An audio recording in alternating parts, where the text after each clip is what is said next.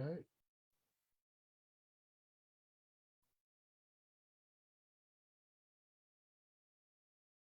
Thank you so much. Hold on.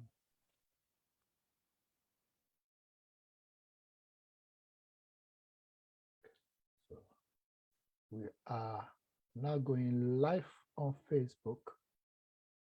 We are literally going live on Facebook. So I'll be sharing that link on the chat room page for those that want to post it on their page. Just give me, just waiting for it to go live on there. So we're also going to be going live on.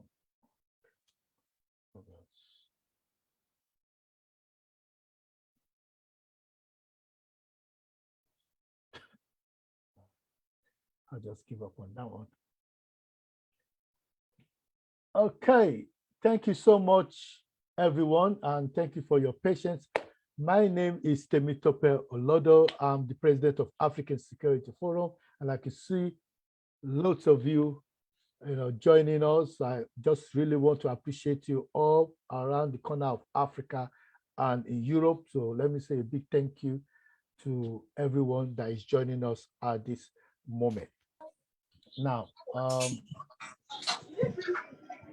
I also want to use this opportunity to say we're going to start more or less with the housekeeping anyway. So first thing I'll say is that if you could please, if you have a second phone, if you could kindly,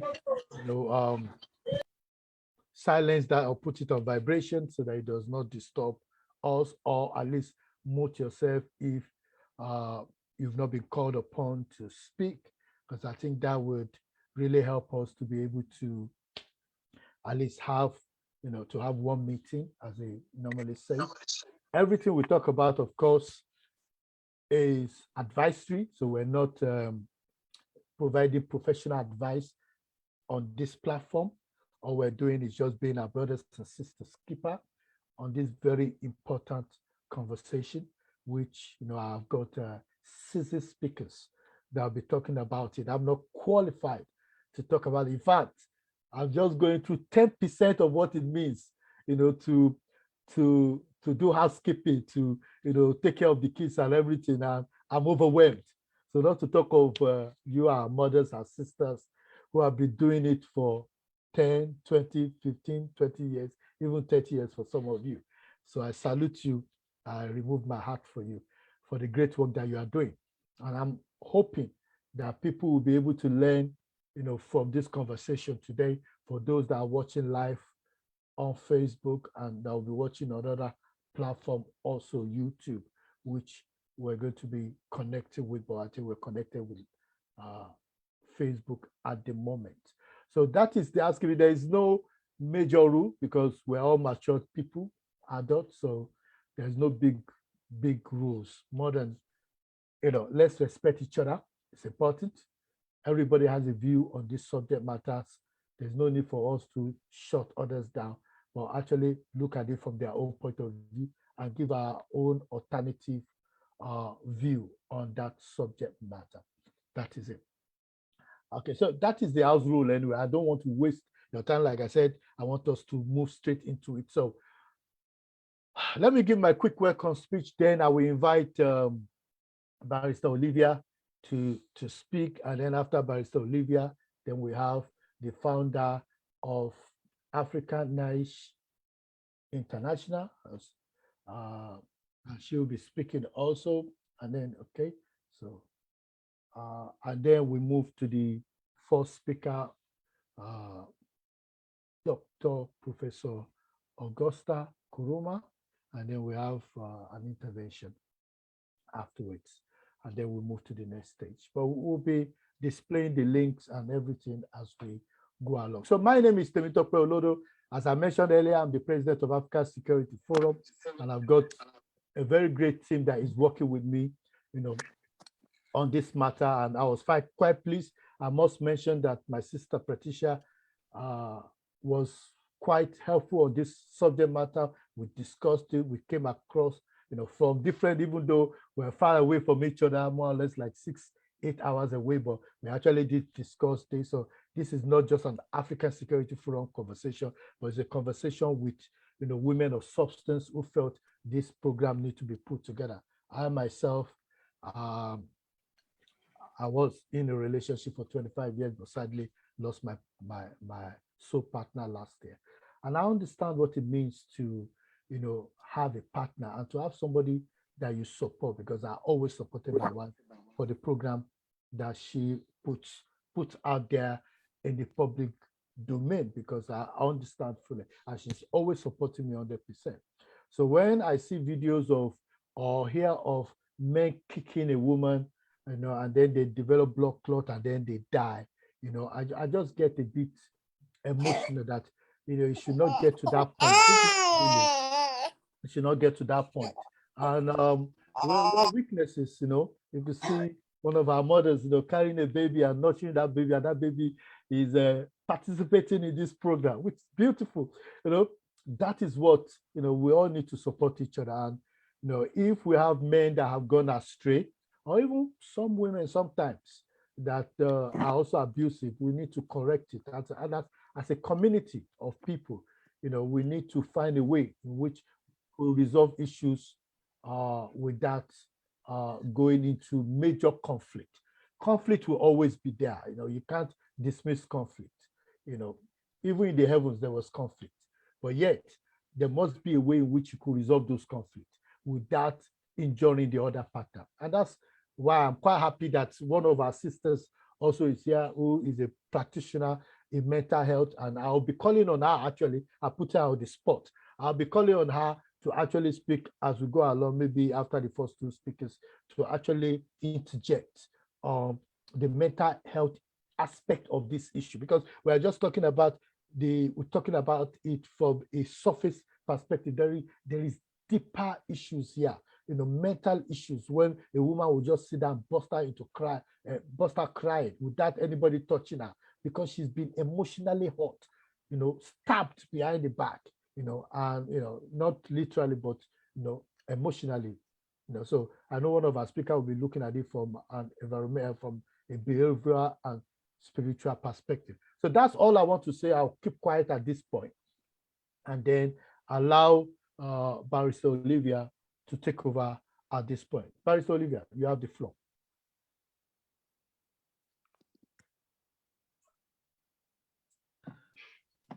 Can you hear me? Yes, I can hear you. Can you all hear me? Good afternoon, or good morning, or good evening, wheresoever you're logging in from, and I believe you all are doing well today.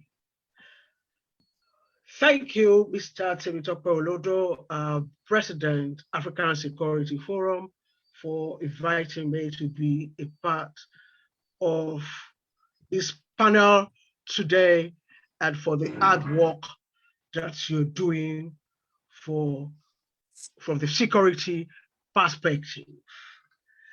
Yeah, I've got a brief PowerPoint. I'll just make references to them because I know that I can't go through all the points while we are here. Just a minute. Am I able to share my screen? Yeah, you're a co-host, so you can share. Okay, fantastic. Thank you.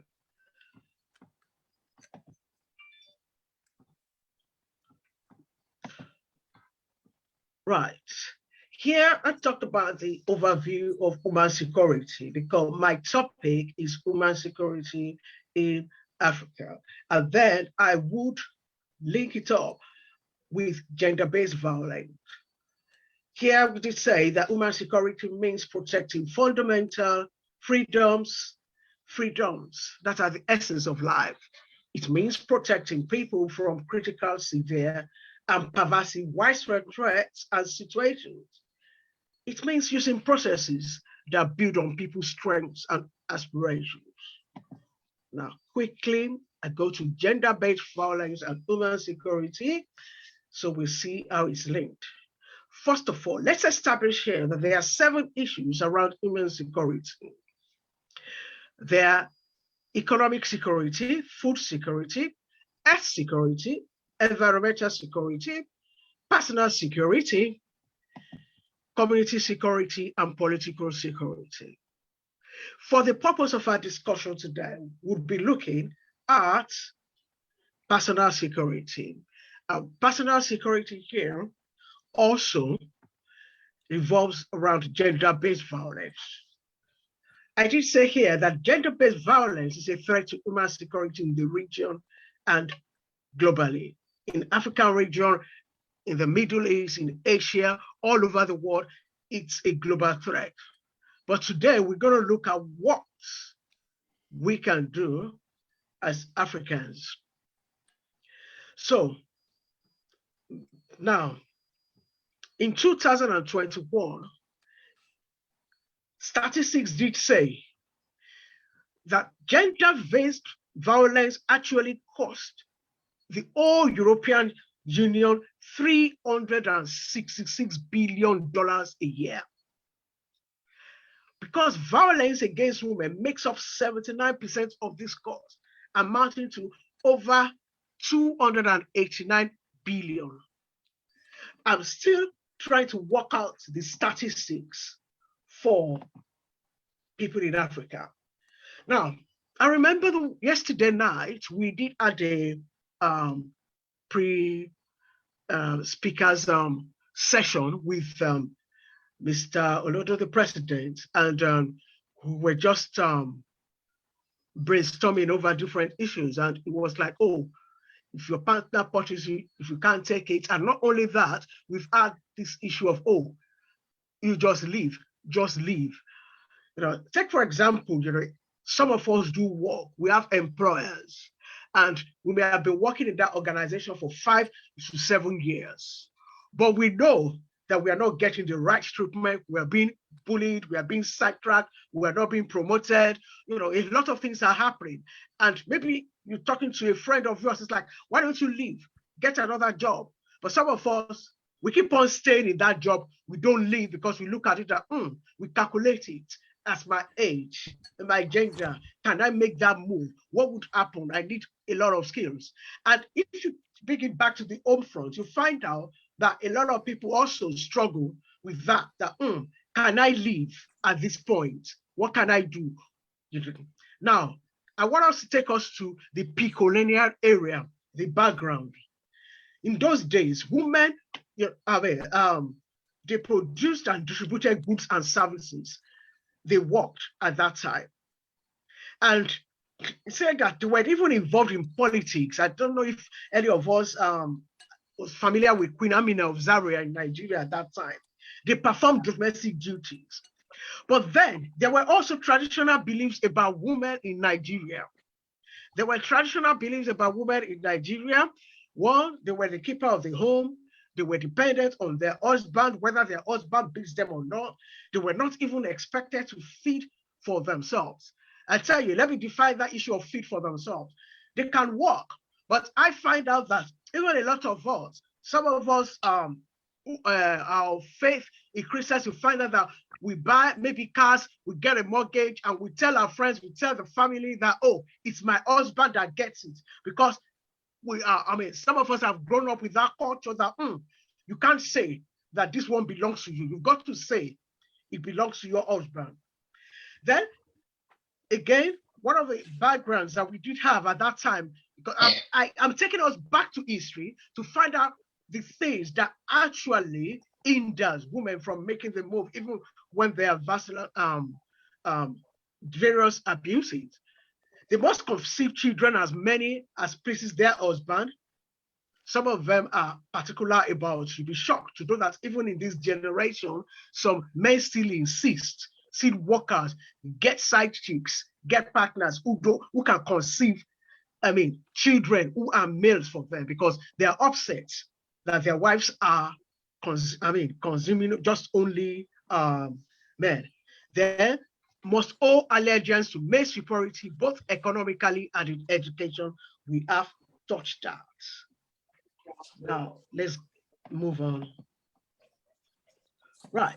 And they said the consequences of gender-based violence leads to the subjugation of women's rights. Women treated as slaves, modern day slavery, denied access to education, and needs. When we talk about modern day slavery, you find out, it's a situation where women become refugees or because of maybe violence, fleeing poverty, and some of them are being used as prostitutes. The case, we're hearing a lot of things that are even happening between Russia and Ukraine as we speak. Now, insubordination of women treated with respect within the home setting and community. Some of them are not treated with respect.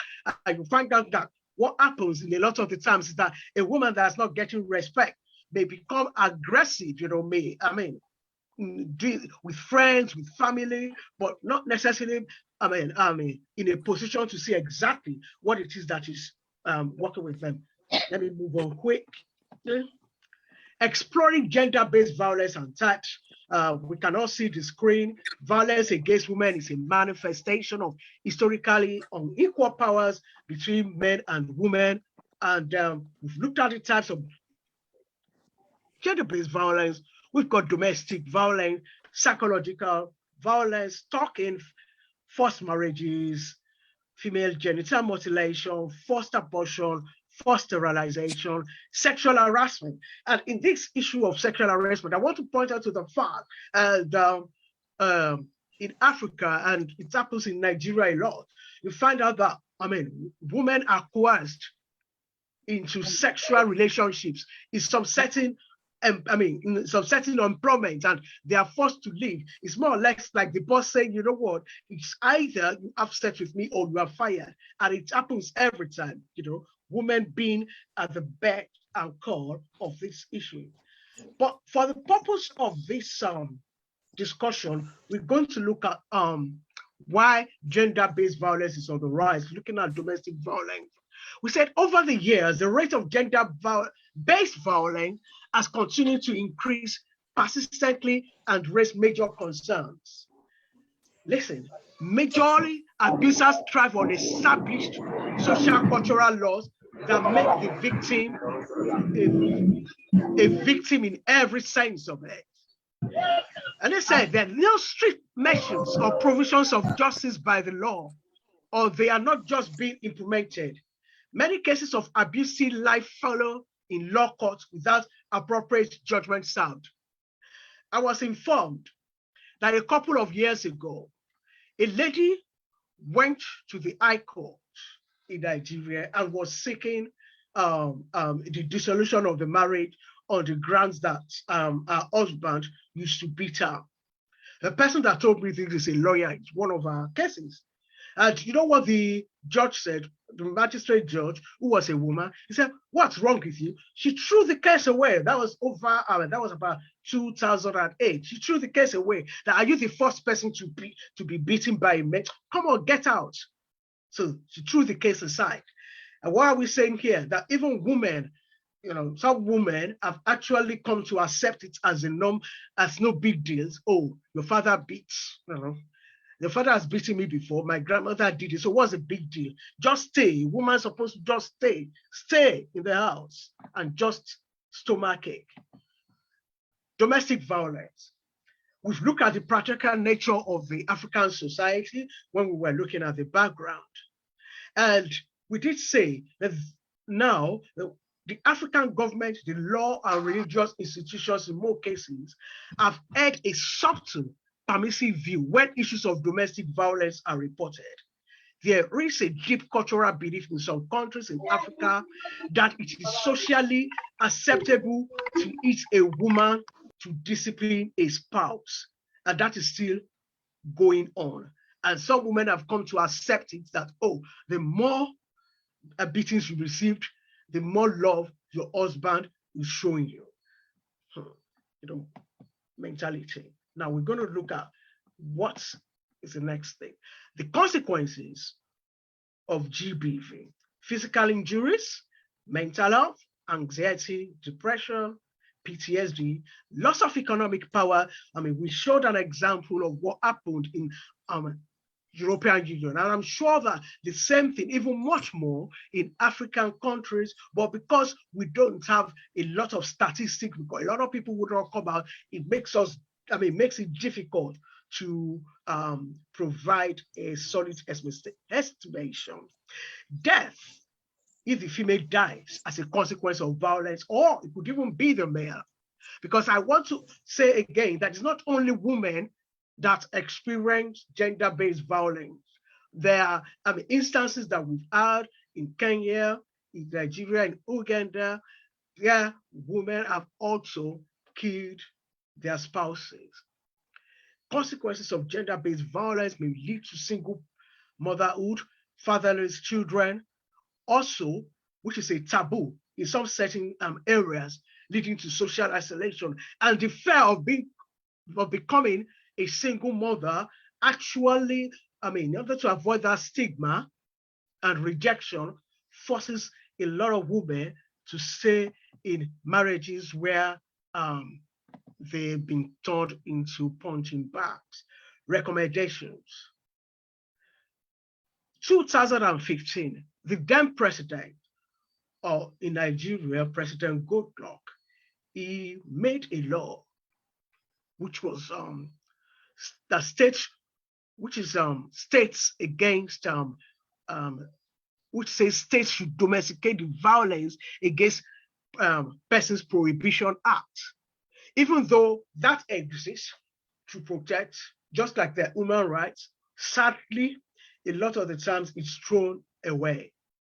Now, I did say here that traditional rulers and council members should take the lead by committing to protect the rights of women against violence, as well as work to nurture new cultures that do not tolerate GBV. Like, we looked at the background, we find out that the issue of gender-based violence has existed a long time before this. Now, recommendations continue.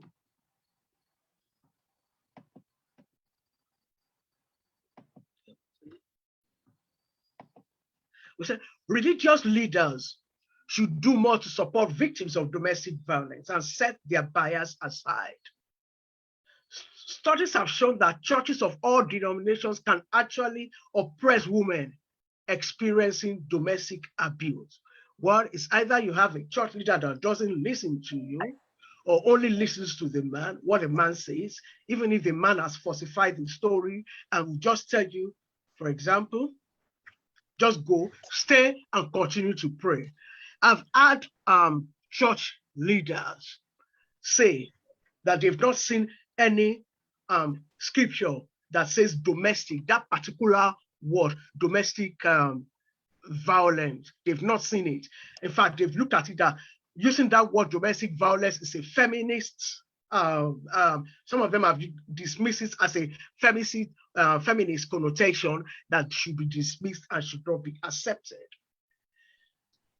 Now, I did say that in studies from the US and many Black and African churches, women are advised to stay and pray in relationships or create a culture.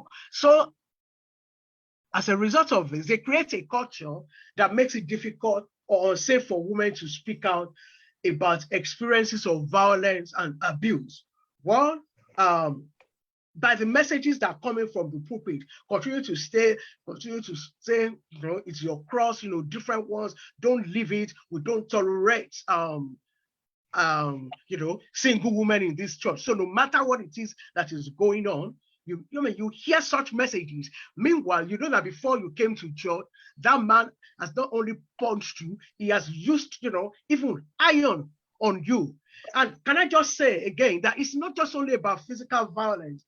There is spiritual abuse, there is mental abuse, there is psychological abuse. In a situation where a man tells you, projects an image to the outside world, but does something else inside and continues to kind of, torture you with it, that even no one will believe your story. And you know exactly, because he's a well-respected gentleman outside, but no one knows exactly what it is that you are going through, financial abuse, maybe you are working, but he's very reckless, remortgage the house several times to the extent that bailiffs are knocking on the door, even confiscate your PIN, saying, coming up with a whole load of issues, making it difficult for you to function. But you can't say anything to anybody because it's put so much fear in you that even if you tell other people that this is what this man is doing, your family members will not believe you, your friends will not believe you, the church will not believe you. So, and that is, 1 minute. Emotional torture on its 1 own. minute. I'm rounding up. Yeah. NGOs, there are thriving NGOs and charities in Africa who are doing awesome work. And these ones need funding and support for their work so that they could do more for their victims and assisting. Women's refugees, we need much more of that in Africa. And that ends my presentation. Thank you. Thank you so much, Barrister Olivia. Thank you so much. We really, really appreciate you. And that was a powerful presentation. Let me hand over to my sister Patricia. If you could take over the floor at this point. You can unmute yourself.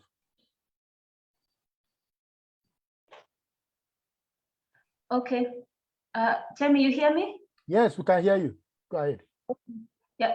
Thank you very much, Temitope Olodo, for this particular opportunity that we have put together, myself and you.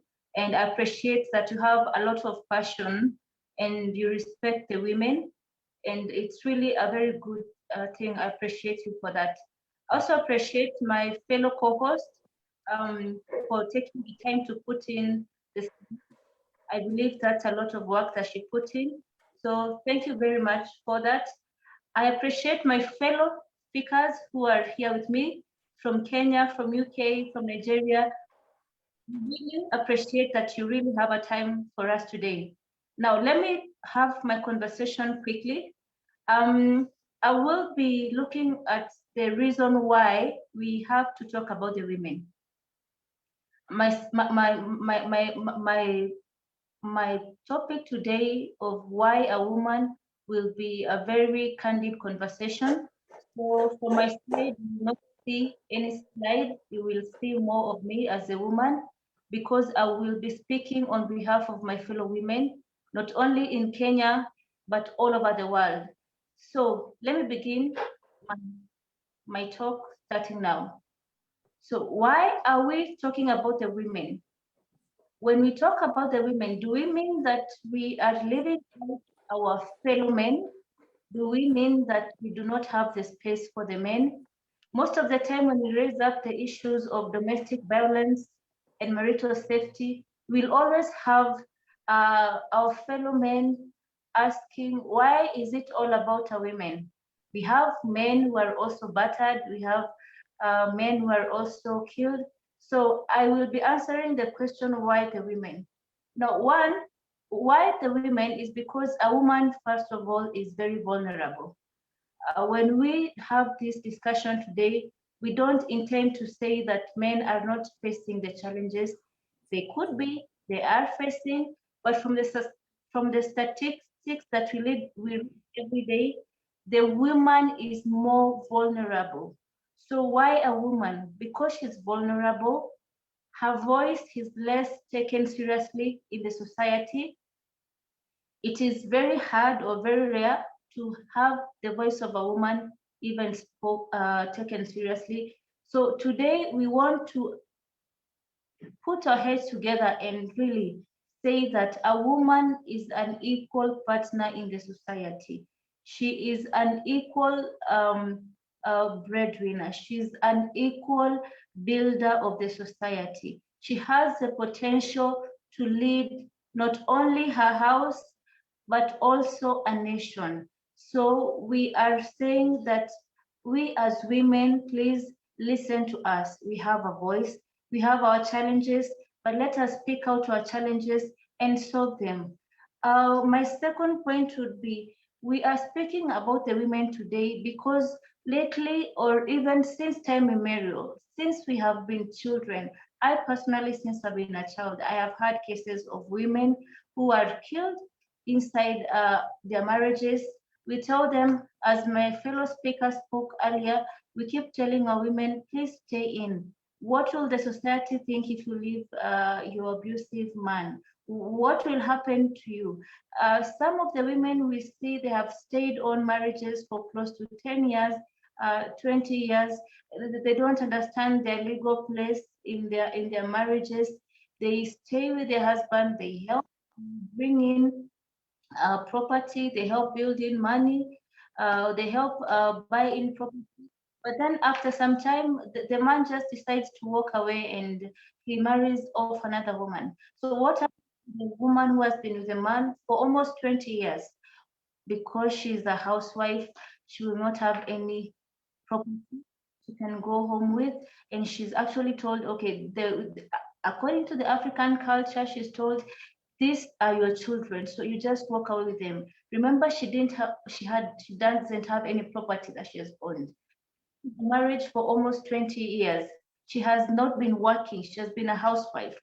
Some of the husbands will not allow their women to work. So that means financially she is crippled. So where does she start from there? So we are crying out and making a voice to the women and telling them, please, women, for us to reduce the cases of death, we also need to be to increase our literacy level. Understand your place as a woman. Please educate yourself. Be with women who understand what is the value of a woman. Also be with men. I appreciate Temi who is here. I also saw Chris Otieno here. These are men and they understand the value of a woman. So I believe the more we speak out, the more we will have more people understanding that a woman is a potential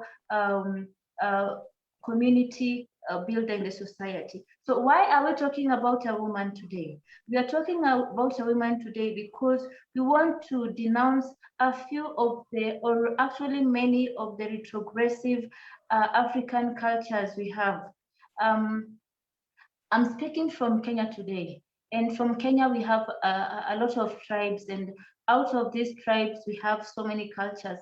Some of them will tell you, like from actually where I come from, Meru, our culture will say that a man is not allowed to enter the kitchen. So that means whether the woman is sick, whether she's tired, the man cannot prepare the meals. So what are we saying about these progressive cultures? It's a high time that we really shed off some cultures that are really really oppressing the woman. So why are we talking about a woman today? Is because we have a generation behind us. Some of the time that these things that we are raising up today, we may not see a change today. Years from now, we are basically, or 10 years from now, or it may take a decade, but after this generation that we are in, we are hoping that the generation that comes before us will be glad that we got to talk about the challenges that we have faced, and we have also seen our mamas facing. So it is not a battle of men versus women, but it's a call to end gender bias. I will repeat that. It is not a fight, or it's not a war. It's not a battle of men versus women. No. It's basically a call to end gender bias. Whatever position that we give to our fellow men, let us give gladly that position to the woman, without saying by virtue of her being a woman, she's weak, she cannot make decision. Just the other day, I read in an article about some men in Uganda who commented that a particular lady could not really make wise decisions because she's on her menstrual period. Now, I mean, it's just so interesting that in this generation we're living in, someone would make such a very progressive statement. So what are we saying? It is not a battle of men versus women, but basically it's a call to end gender bias and allow women to take up their position. So last but not least, as I end my presentation, I mean to say that let's create a safe haven for women to fall back on. As much as we may say we don't allow women to leave their marriages, some of them are ending up being killed. I read an article today in the morning of a man who beat up the wife just because she had a carpenter come and repair the house.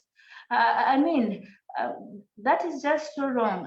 We are losing lives every day. Today, as we're having this conversation, there's a woman who is losing her life. Either she decided to walk out of her marriage because of domestic violence, and the man will follow her up to probably where she's gone to her parents' home and even murder her from there. What are we saying? As a society, please, let's create a safe haven for women. If it's not working, let us tell our fellow women, please, it's time to walk away. You don't have to walk away in a coffin. Walk away when you're still alive and proceed on and make a change as a woman. As I finish, Temi and my fellow co-host, in my own way of having this conversation, I will say that if there's no table for the women, then it's the high time that we women create a table for us. I'll repeat that. If there is no table for us women to sit down, I believe then it is the high time that we women create a table for ourselves to sit down and make a change for ourselves and for fellow women who are coming behind us. Let us encourage our fellow women to come forth, make decisions, be innovative. Sometimes when I sit in the car and I put on my seatbelt, I mean, you see, whoever created the secret, I believe, I don't mean they did a wrong thing. That was a very good thing they did. But it is a man, and the test that they do only for men. So the men do not have the breast. So when we put on the seatbelt, actually we are from work to home, we are literally suffocating. So these are the things that we need to talk as women. And these are the voices we need to voice out and encourage our women to come out more, be innovative. Only a woman will understand the pain of putting on a seatbelt and your breasts are being squeezed for close to 2 or 3 times that you raise a voice and really say, women, if the tables that are there have been created by men, they may not suit us, the colors may not please us, but then let's create our own tables. Thank you very much, and I appreciate that you have time to listen into my conversation. Over to you, Temi. Oh, thank you very much, Ms. Patricia, for that explosive presentation and discussion. Without much ado, we'll be moving next to our next speaker. We've got Ambassador Professor Dr. Augusta. Should we add Chief President to it? Augusta. Yeah, exactly. In fact, by the time we see all those, anyone that wants to, challenge gender-based violence will be in trouble. How dare you? The floor is yours. Thank you. Oh, very welcome to you all, distinguished guests and distinguished speakers, wherever you're joining us from. Good afternoon, good morning, good evening. Thank you, Barrister Olivia, for that great introduction there. Today, and I would like to say thank you to the organizer of this event, Dr. Timitope, you have been a pillar of strength, and I do admire your tenacity in everything that you do. And I would like to say a very big thank you for this opportunity to talk about Marital Safety and Security Conversation as an international event. And we know there are many people watching us today from all over the world. Today, without further ado, I'll go on my topic, which is career building and hostile environment. It's actually in a two segment. When Dr. Timmy told me about this subject, I did said I will speak personally to my own situation. And it's an ideal subject for me to speak about. Career building is actually going to be in a two segments, one career building and one hostile environment. So I'll start with career building. I have shown tenacity during my career path after I lost my husband to sickle cell disease. I did not relent in my studies. Yes, I had lots of challenges as a single mother. However, I was able to focus on the outcome of greater prospects. As you lean into your career path, there are steps you can take to better understand what life as a working mother might look like for you, rather than wondering and worrying about how you can integrate family into your busy life. Focus on what you can learn now so that you can make a better decision later. One way to do this is to look for various role models, people in your life who are already doing the work you aspire to do. Start paying attention to the varied ways other people at work, in your personal life, integrated work, parenthood. Take note of what you admire and what you don't really. Consider inviting a working parent you admire to share their work, their story with you. And in your invitation, you can share that while you are not yet ready to start a family or your own, you are reaching out to few people you admire to learn more about how they have made their own work, family choices, and what advice that might have for someone early in their career. Questions you might want to ask include, how did they decide when to start a family? How they navigated two careers and caregiving? What have been their biggest challenges? What have they learned in insight? If I'm really specific, if I focus on my MSc, you might ask the university that you are in to plan to attend, put in touch with women who have pursued an MSc program, or while starting a family, to learn from their experience in that specific program. As you point out, work, family integration is different for each other.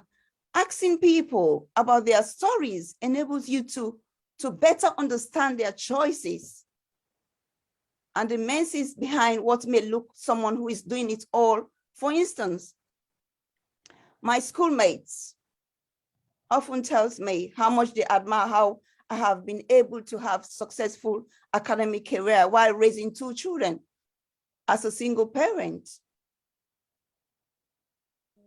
What they don't see, if they don't ask, is the years where I worked part-time because it matches my caregiving ambitions. During those years, I worried endlessly about my research productivity and long-term career prospects. There were years where I relied more on childminders, family, childcare, and of course, worried about those choices. And there's a period where it appears as if my entire work, family story has been about continually advancing in my career and raising young adult children who are thriving at the moment. My younger daughter, she's 15, going to take her GCSEs next year, and my elder daughter, who is 23, she's doing exceedingly well with a good job at the moment. Having this conversation now can help you begin to think about what you think, what to do, what you find yourself navigating pregnancy or adoption, or returning work and embarking on working motherhood. And I'll go to the next segment, which is the hostile environmental issues in public health perspective. The effects of domestic violence on the batter's victim disrupt all aspects of a victim's life, jeopardizing social, psychological, and physical health. Domestic violence, which consequently can affect quality of life, not only of both participants, but also their children and the elderly parents, if they're living with them. Into today, not only in schools, police, health, and social care services, but also in criminal justice. For example, raising my young girls as a single parent, I protected my girls in lots of ways. Make sure you don't bring certain types of men into your life that are controlling, because the children are watching and observing. Tolerating different types of men in the homes on a regular basis, therefore exposing children to hostile environments. One thing that I actually protected my children in their emotional intelligence as well, and psychological intervention, is driving them to school on an everyday basis. So how can that link? You say, how can that link to psychological intervention? Yes, because when your children are awake in the morning, they are so tired, and they have all these emotions going on. So for me, driving my children to school is a priority, because I get to get conversation with them in the morning. I get to see how they are in the morning. I get to talk to them. I get to know their mental state in the morning. I always let them to take the train back home, but in the morning, I like to drive them to school. That's just something that I have done for years, and I'm still doing it. With my daughter, she's 15 now, and she'll be 16 next year.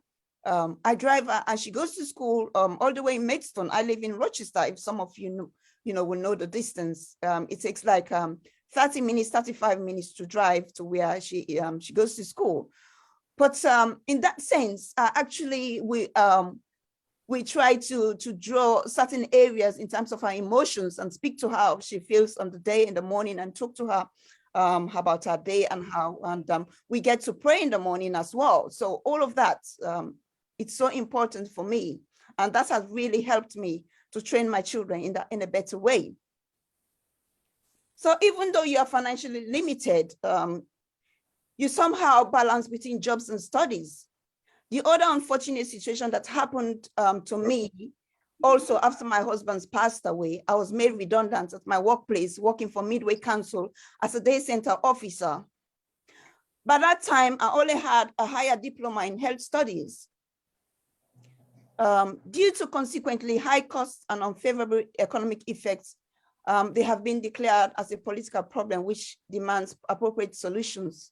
But despite that, the intimate partnership violence and abuse become today a major public health problem, one of the most widespread violations of the human rights. Some found that the problem is still under-acknowledged in all European and it's all throughout the world. And some of you might not know my background is in public health, so that's why you see me interacting in terms of public health, which I have both my degree, my BS in honors and master's degree in public health. Raising kids alone is not easy. You have no one to support, to share your dilemmas and concerns. However, with proper planning and the following tips, it's possible to hack the task. So one, set up a routine that offers your child a sense of security. A consistent bedtime, wake-up time, and mealtime will help you achieve this. Take care of yourself to avoid burdening your child with too many negative emotions, such as stress, anger, or sadness. These are the things that triggers a lot. And these things work in both physical, spiritual, and emotional. And we don't always have to look at things in a just like a physical sense. We have to look at things in a holistic way, wherein for me, spirituality is the topmost priority. You set up a routine where you can see the child's progress. You also take care of yourself to avoid burdening your child with too many negatives, as I said before, stress, anger, and sadness. Your children require unconditional love with plenty of support, protection, encouragement. Set up good rules that promote discipline and good behavior. The other day, I was talking, at an event on peer pressure. And peer pressure is more like prevalence, mainly when kids are in their teenage years at school. And, they go on with certain friends and influence their behaviors and all of that. And it's something that you need to actually look into that and actually talk to your daughter or your son in terms of peer pressure and who they hang out with. You always need to like talk to them, just have normal conversation. Oh, what's your friend's name? Or, how is she like? Well, just have normal conversation with them. That's the way you find things so useful in terms of your children upbringing in the house or in the home. So with all the challenges, single parents can bring up successful children. Show your love, show your child love, respect, positivity to ensure that your child thrives in life. The truth is that I continue to see over and again that each and every one of us needs to raise up even higher, to speak up more boldly and to stand up courageously for ourselves, for others. And when we do it, it changes everything in authenticity. Be authentic as well. Keep you from becoming a stronger version of yourself. And most importantly, you are choosing to dance on your own music, playing your own tune just the way it should be. After all, it's your life. Life becomes a lot easier when we finally understand who we are. That journey towards self-discovering is excruciating, painful. It's painful, humbling, and lonely. And it's neither for the proud, nor the faint-hearted. However, uncovering those deeply rooted flaws as well as your strength is the key to be authentically empowered. Peace, joy, contentment flow from the place of truth.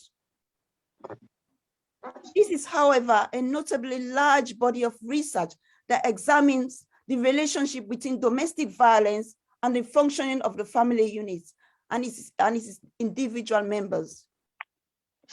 Children who witness domestic violence are subject to a host of problems and may become active participants in domestic violence as an adult.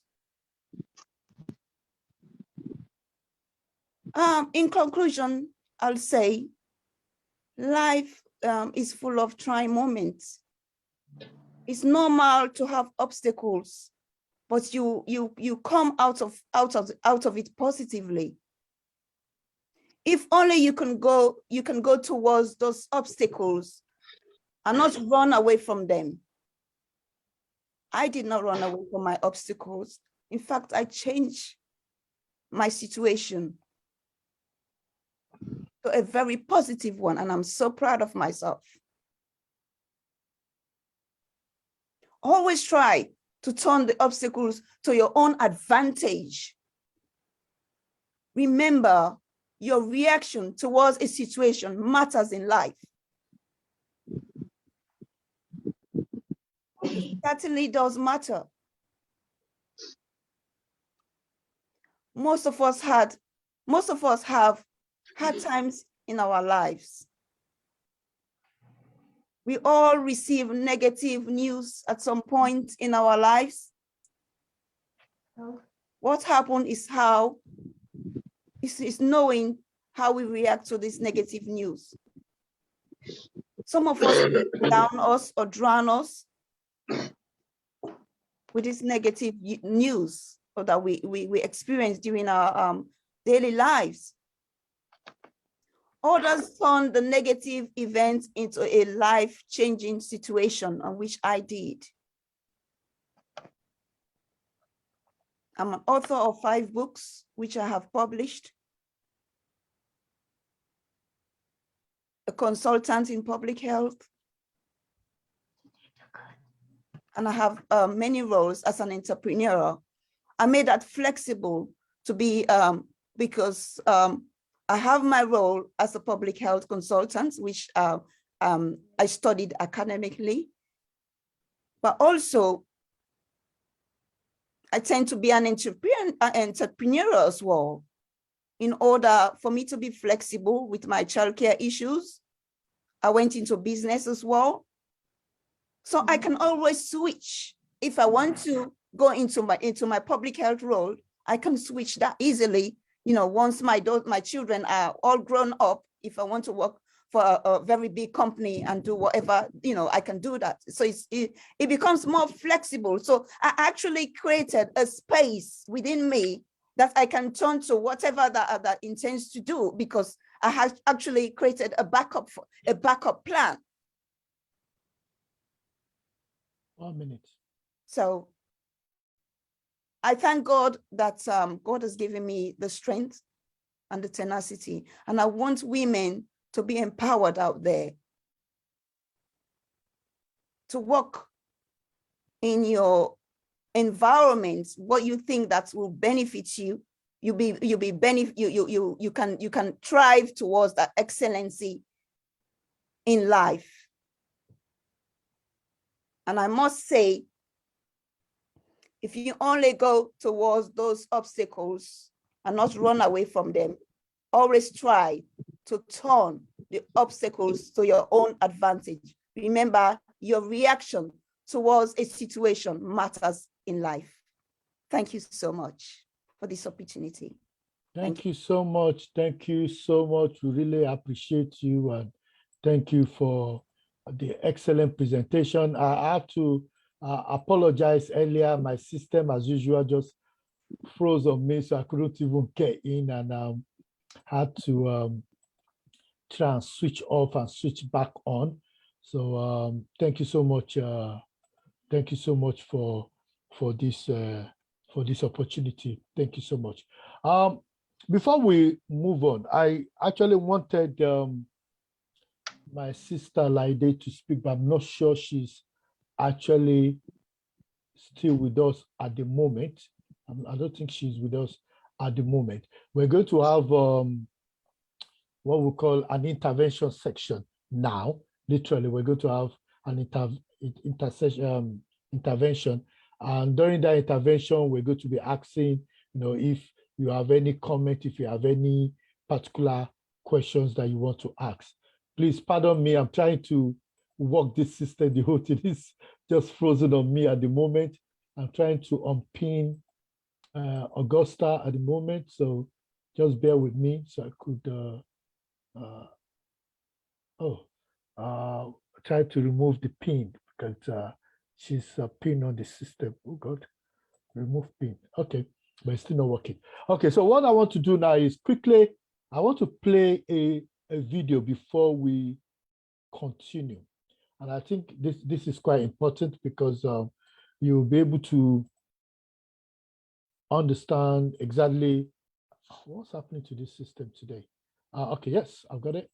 So I want to play this video, and I want you to listen to, it's a quick interview, it's an exclusive interview for this event that I believe you will really benefit from. And just to tell you the pandemic of abuses that is going on in our society at the moment. I just want you to listen to this, watch this video, and then anybody that has a question could ask that question. Then we move to the next speaker, which will be Monica. So, but just please watch this video.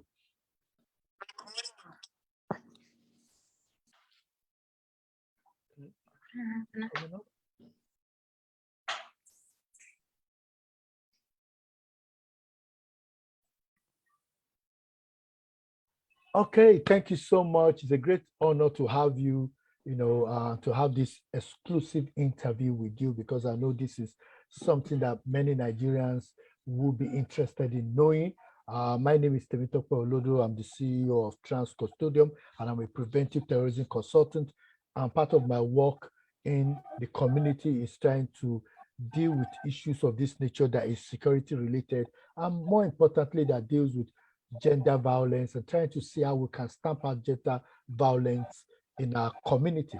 So I've heard your story, and it's a very, very sad one, which I felt that many Nigerians and many people around the world and Africa should hear about.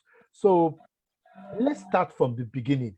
Can you tell me how you tell me your story? Tell me your story, please.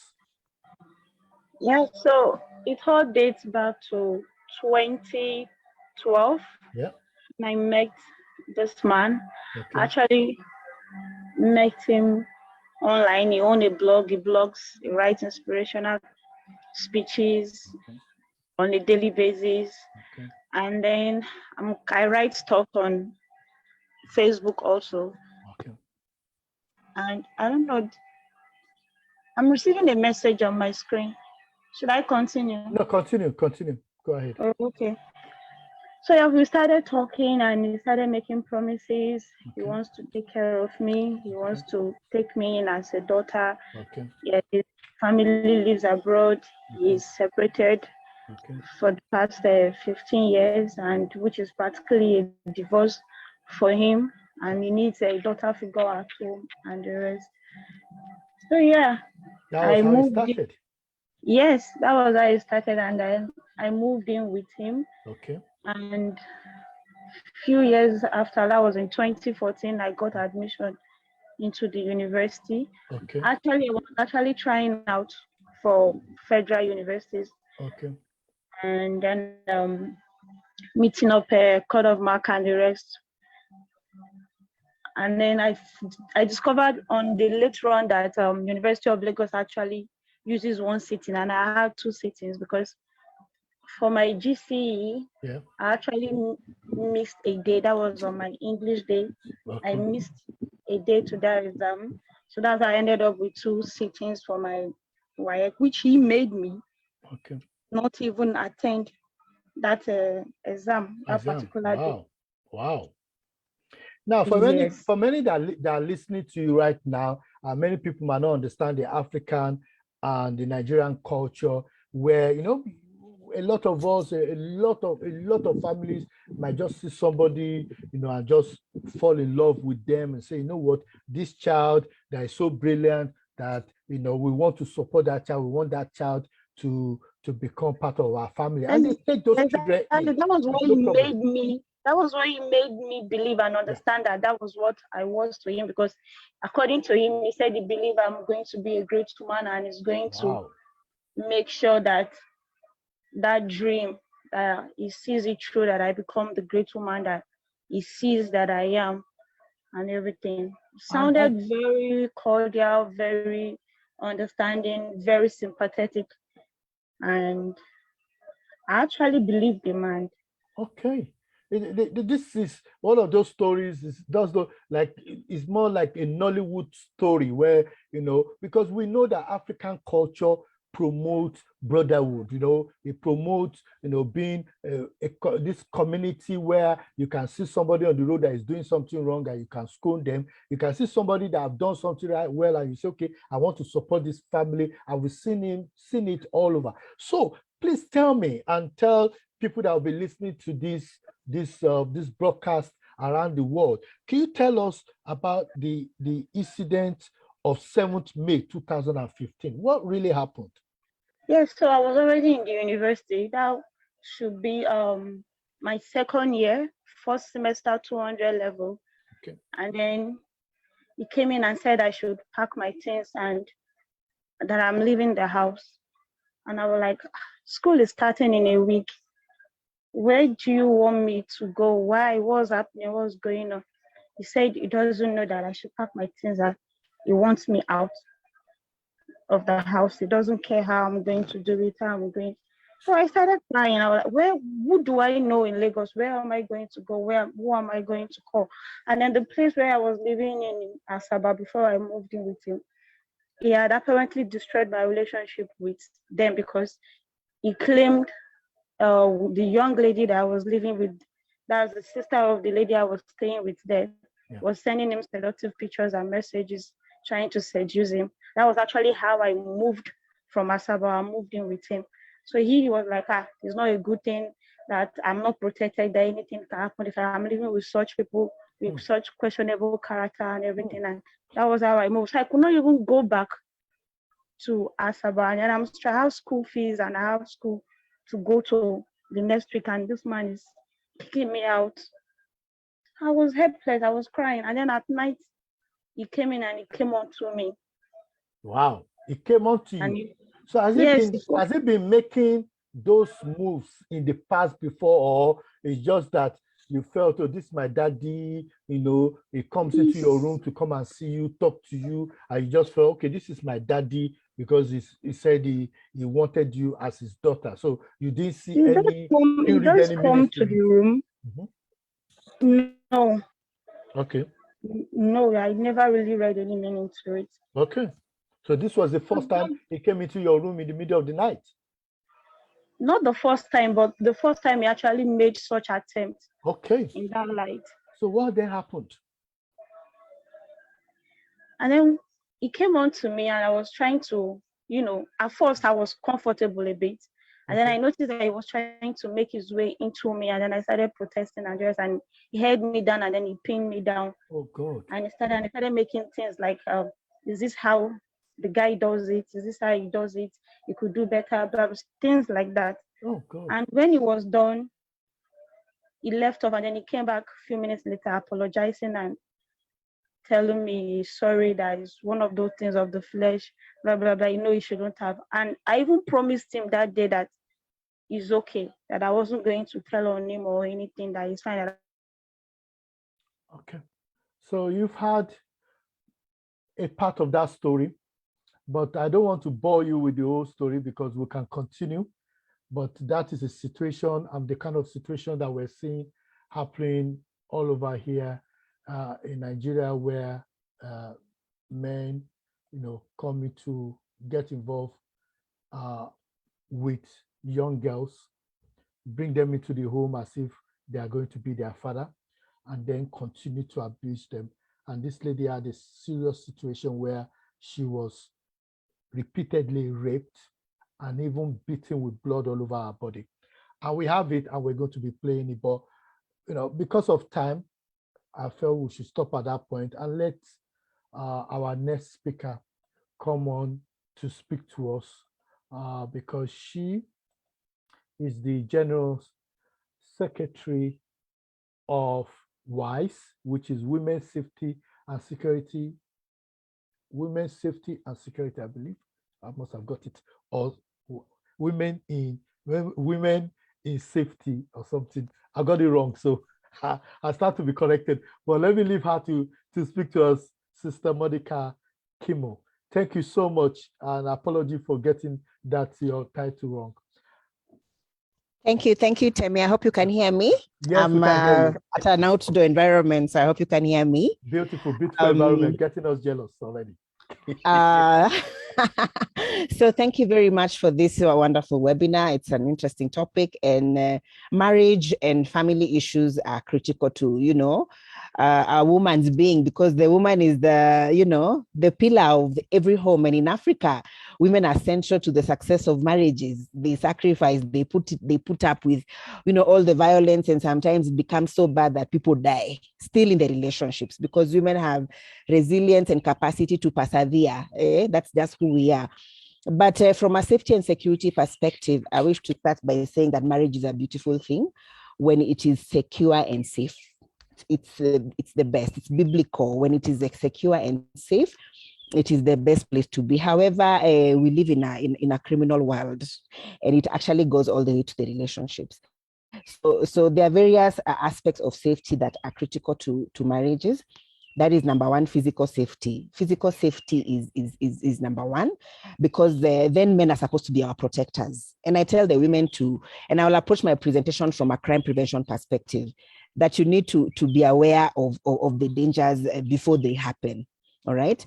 So let's look at the emotional aspect of it. Nobody will assault you physically before telling you they'll assault you physically. You know, you'll be told, I will beat you. By the way, I will beat you. And nobody just wakes up and slaps you. Usually the signs are always there. You're threatened. You know, people tell you, you think you're too big. I'm going to show you you are nobody in this relationship. So usually I tell the ladies, look out for the signs. The threats will start. The tonal voice will go high. The body language will change. So these are things to look out for, even when you're having a conversation in your relationship. But I always remind that, remember, the Bible says that women are meant to be marriages. That is the premise with which relationships thrives. So and I tell the men out there, and I hope the men are listening, because this is a conversation that I always say it's not good to preach the converted. The women are the ones with the challenges. It's the men who need to hear this conversation, that a woman that is loved will automatically respect, will check in. A woman that is well loved will respect her man. All right. It doesn't matter whether the financial imbalances are there, as long as she's loved. And women love being loved. Love being told nice things. Tell your woman she's beautiful. Tell your woman she cooks good food. Appreciate those small things. It's never the big things, it's the small things. And respect will check in. So I tell the ladies, look out for the signs. Tonal signs, even facial expression, even the way a man walks, you'll just know this man is about to hit me, so get out of his way. If he comes home, he's angry, you can tell from his body. Don't start bringing issues. Be aware of your situational awareness. I know women, we have a tendency of bringing our issues when a man has just come home. Probably this man did not get money that day. This man had a bad boss at work. Here you are, he has arrived, you start bills. We have no milk. We have no. Welcome your husband home. Yes, ask him how the day was before you start pouring your issues. And I know sometimes even as women, we get very emotional. But from a crime prevention perspective, check out for the signs before you engage a man. We come from an African setting. Our men are egocentric. There's something called an ego that I tell a woman to look out for. All right? And that is something that if you step on it, yes, you would have no idea how this person will react. And when the signs are consistent, we have narcissistic men. When the signs are consistent, I tell the ladies, have the courage to do something about it. Be assertive and say, you're hurting me. Be assertive and say, I don't think I can take this anymore. Be assertive and look for help. Seek for help. We have groups that ladies are in. Seek for help. And be careful who you go out to seek help from. Sometimes the people you seek help from actually add salt to the fire and escalate things to abuse. So seek professional help. See a counselor, because then your information is secure. It will not go to the wrong hands. All right. Now,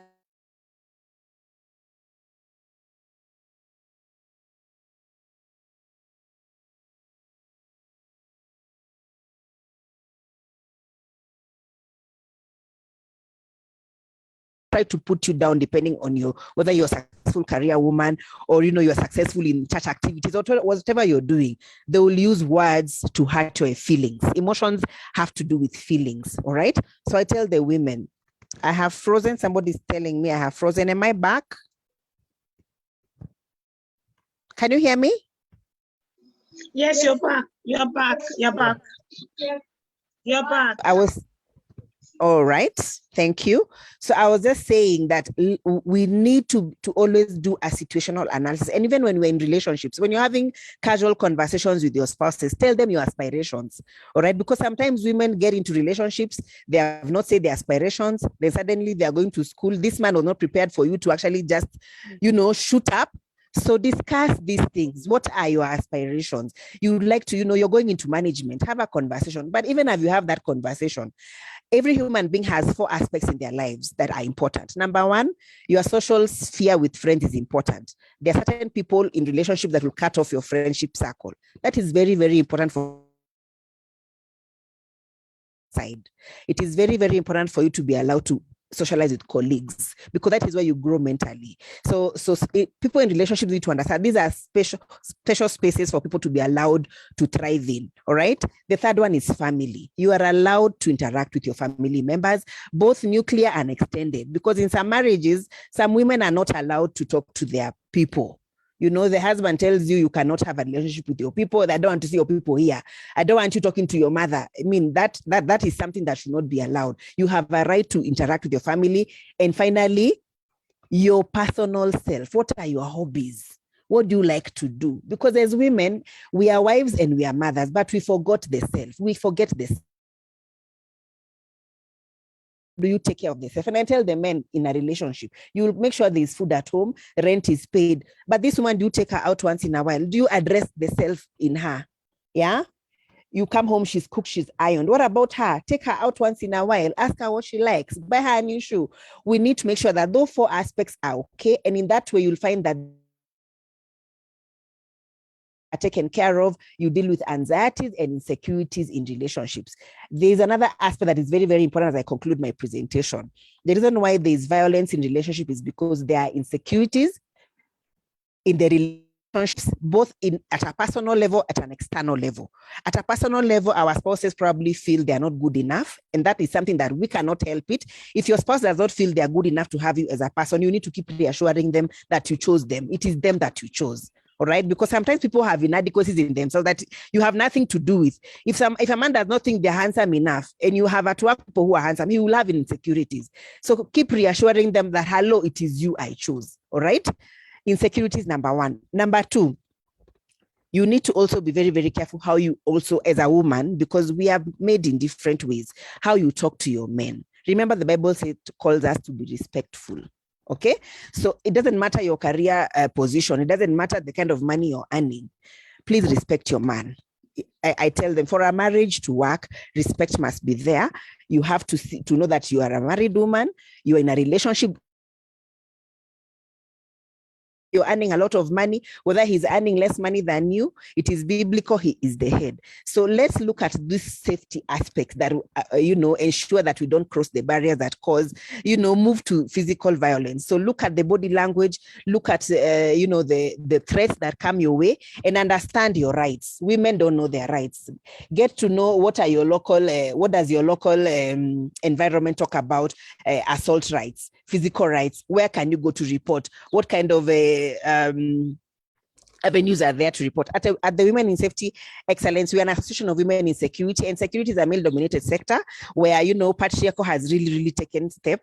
But we have women who have been able to, show the counterparts that it's not a fight, it's a collaboration, and the marriages are the same. It's a collaboration. So let's be careful not to get empowered as women and use that to trample on the respect that we're supposed to give our husbands and our male colleagues. Yes, empowerment is not a right to forget, your role in the relationship. That is something we need to address that really, really affects marriages. And we are victims of that. In fact, I'm told, Monica, you like talking about women empowerment, but sometimes when women are empowered, they get certain energies and certain strength to just, be abusive. We can talk, you tell a man, do not tell a husband, okay? Yes, you're empowered. How can I support you, honey? Change your language.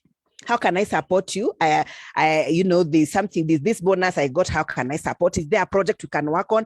But don't talk to me like that. Even me, I have my own money. You call, you step on that ego I'm talking about. All right. So let's also be very careful as women, even if we are empowered.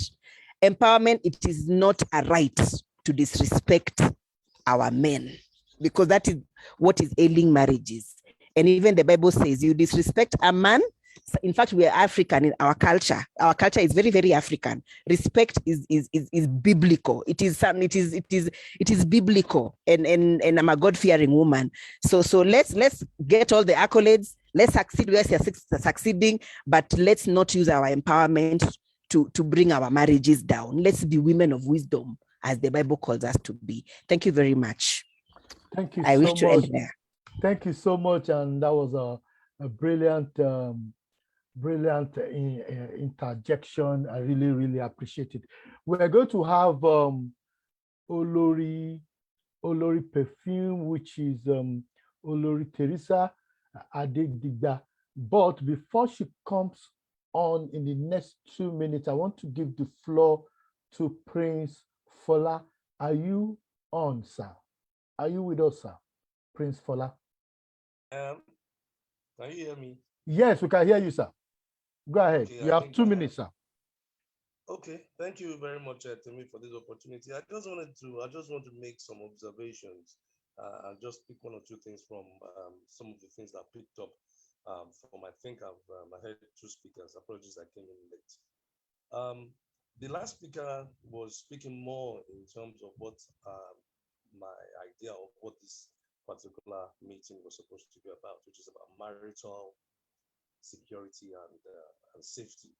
So we're talking about it within the confines of a marriage. I don't know if by extension that also means being in a relationship that is not a marriage.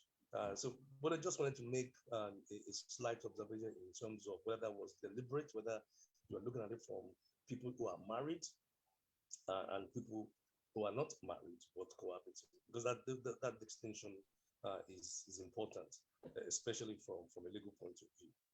But certainly when we are looking at the general conversation, the general topic around being safe and secure in a relationship, then we're looking at it from both sides, from both gender, from the male perspective, and also from the female perspective. The last speaker spoke a lot about what the Bible says. I understand that being a Christian, but there are some people who are not Christians, so they don't know what the Bible says. There are some people who are not Muslims, they don't know what the Quran says. They are African traditionalists. So what we need to be doing sometimes is to look at what actually that says as well. Because if you are not a Muslim and if you're not a Christian, in the society that you're in, whether it's in Nigeria or Ghana or Kenya or South Africa, or indeed in the diaspora, what does it actually say from that point of view? Because we get bogged down sometimes with religion, and I think that's actually sometimes a problem in itself, because people feel safe in a religious relationship or in a religious environment, and actually that sometimes acts as a barrier and as a problem. But more to my those are the observations from Maurice. But more to the points that I want to make. I think it's important for us to look holistically when we're talking about this particular topic, and to look at it in terms of what is happening today, and not necessarily what is meant to happen. Clearly, there is a rise in the rates of domestic violence, whether it's against a man or a woman in a relationship, both in Africa and also in the African diaspora. And so we have to be asking ourselves, what is bringing up this rise in the domestic violence space? If you look at it from the issue, if you look at it from the diaspora point of view, if you are in the diaspora, say in the UK, there are different laws and policies that protect women in a relationship. Why is it then increasing if those laws are there to protect women? And so we need to really look at whether some of the notions that we are advocating is actually working, or if they are indeed a problem. On one level, we talked about the man being the provider. Who is telling you these days that men want to be the provider? So we have to be asking those questions. The question: we want the man to be the strong, protector of a woman. Who is saying that? What if the men actually want to be protected? So these are new things, emerging trends that is happening today that we really need to be questioning these traditional views that were putting on the table as to what should happen in a relationship between a man and a woman. Personally, I don't want to be the strong person in a relationship. I don't want to be the protector. I actually want to be protected, and I'm a man. So in putting that position forward, how does that resonate with the notion that women are supposed to be protected, women are supposed to be loved, men are also supposed to be loved? So I think there's got to be a balance in this conversation between the genders and questioning traditional positions, which are actually now against the norms that you find in modern environments. And that is where I think the challenge should be. And that is where I think the new thinking and the new ideas should be. I think I'll stop for now. I look forward to what other people are also going to say regarding that. Thank you. Okay, thank you so much. And thank you so much, Prince Fola. And if anybody has any intervention, you could just send me a message on the chat room, and I'll definitely give you the opportunity. We're here to learn, and what he's talking about is the fact that the new trends, how does the new trends now actually affect, marital issue? Because even the issue of marital status have been expanded for we that are in the diaspora, maybe in Africa a bit, is still looked at from a man that is married, a man that is married to a woman. But we know we have Adam and Eve and Eve. So let me stop at that point and not get into trouble at that point. But that being said, I think it's the high time now I bring in Teresa Adigdigba, who will be speaking with us as an entrepreneur and also will be speaking to us from our own perspective. You have the floor, Teresa. Are you there? Yeah, excellent. Yes. Excellent. Go ahead. Thank you so much, Mr. President, and thank you so much for the organizers of this program. Thank you for the opportunity given to me to talk to my fellow women out there. Good afternoon, everyone. Good evening from wherever we're coming from. So I'm to talk about the business aspect of this. The previous speakers, they've really done justice to this issue of abuse, marital abuse. So when we're talking about marital safety and security, it comes in different angles. And of course, like the previous speaker she said that there are things we should look out for. She already said the signs. So I don't want to go back into what they have said. So very quickly, I just want to look at what it means when we say that marital safety, marital security. So what I feel, to me, safety is that, marital safety is that you want to be free with your spouse. You can tell your spouse anything. You can act in any way. You could crack jokes, and with the feelings that is comfortable with your jokes, is not taking it personal with your jokes. And that's the fear of, if you tell him this, how would you take it? Like, hope you will not get boss when he tells you things, when you tell your spouse things. And of course, you want to be free. You want to be free with your spouse to be able to act in any way. And then when we look at the security aspect of it, is I feel the security aspect of this is that there's this assurance you get from your man that come what may, is not leaving you. We have some men leaving their spouse or go to have another man because the wife cannot even conceive. So there's this assurance that whether you could conceive or not, whether you have money or not, whether you're working or you're not working, whether you're bringing food to the table or you're not bringing food to the table, your man will still treat you with respect. It will still show you love and care, whether you work and you're as a career woman or as a business woman. There's this feeling within you that your man is going to stick with you. Now, I'm not talking about man alone now. Of course, it's also the other way around. So you want to be assured that there's this assurance of security that your man is there or your woman is there for you. Okay, so now there are reasons that could cause you to feel unsafe or insecure in your marriage. There are a lot of reasons, but I'm going to be dwelling on the pressing one. But before I dwell on the very pressing issue that I feel every other factor is linked to, we have the issue of lack of commitment, we have the issue of communication, we have the issue of the love your spouse was exhibiting at first when you met is reducing, and then your partner takes responsibility of the whole house alone. So when a man begins to feel that is the one taking responsibility, the wife is not doing anything, then there's tendency for him to begin to get very cranky, right? Okay, so there are a lot of issues that causes it. Like I said, there's communication problem, there is lack of commitment, and there is finance issue. I'm talking about finance issue because it's actually the very, let me say, the roots, yes, of most of the abuse we get in marriage. From research, finance is the major cause.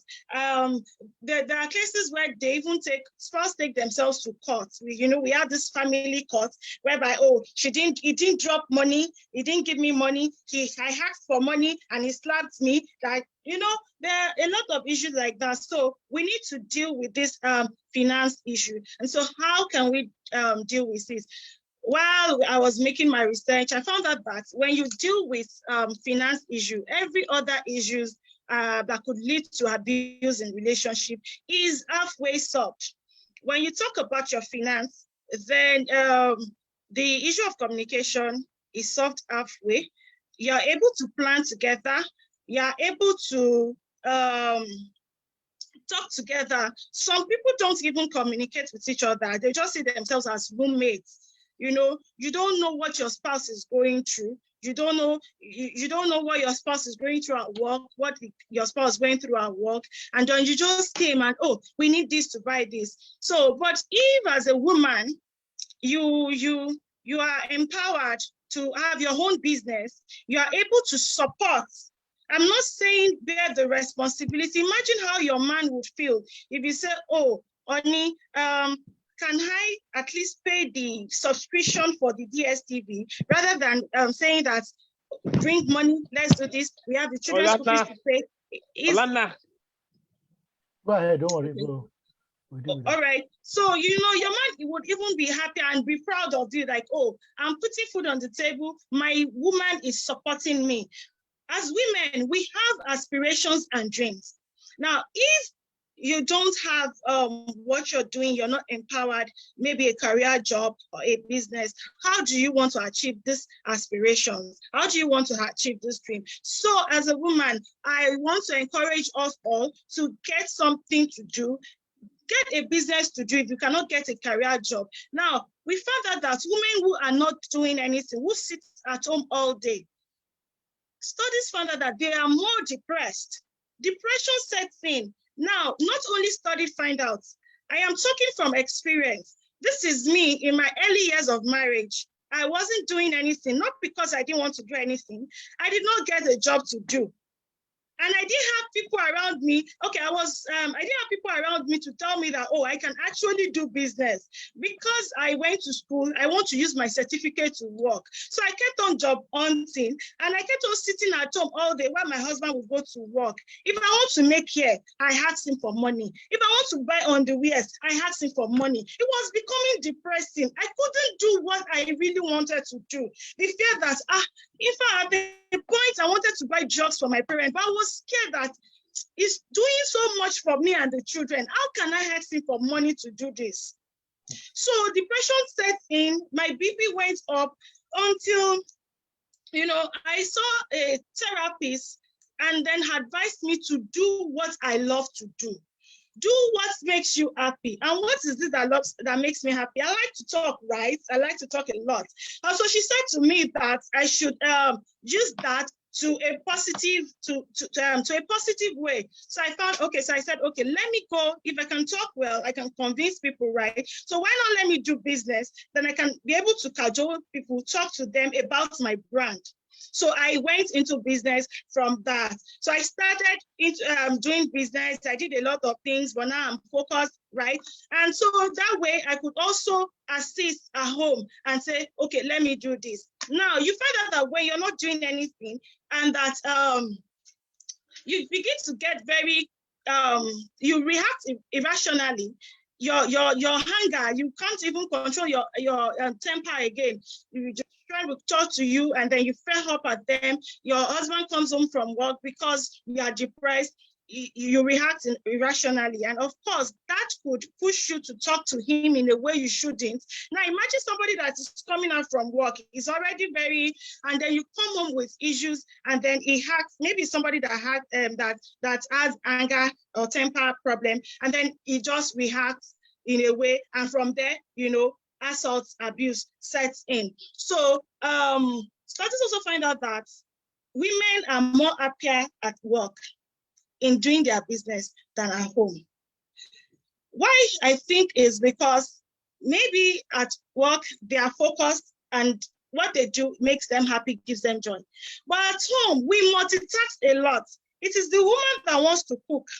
It is the woman that will do hair. It is the woman that would plait hair for the children. It is the woman that will work, that clean the house, still cook.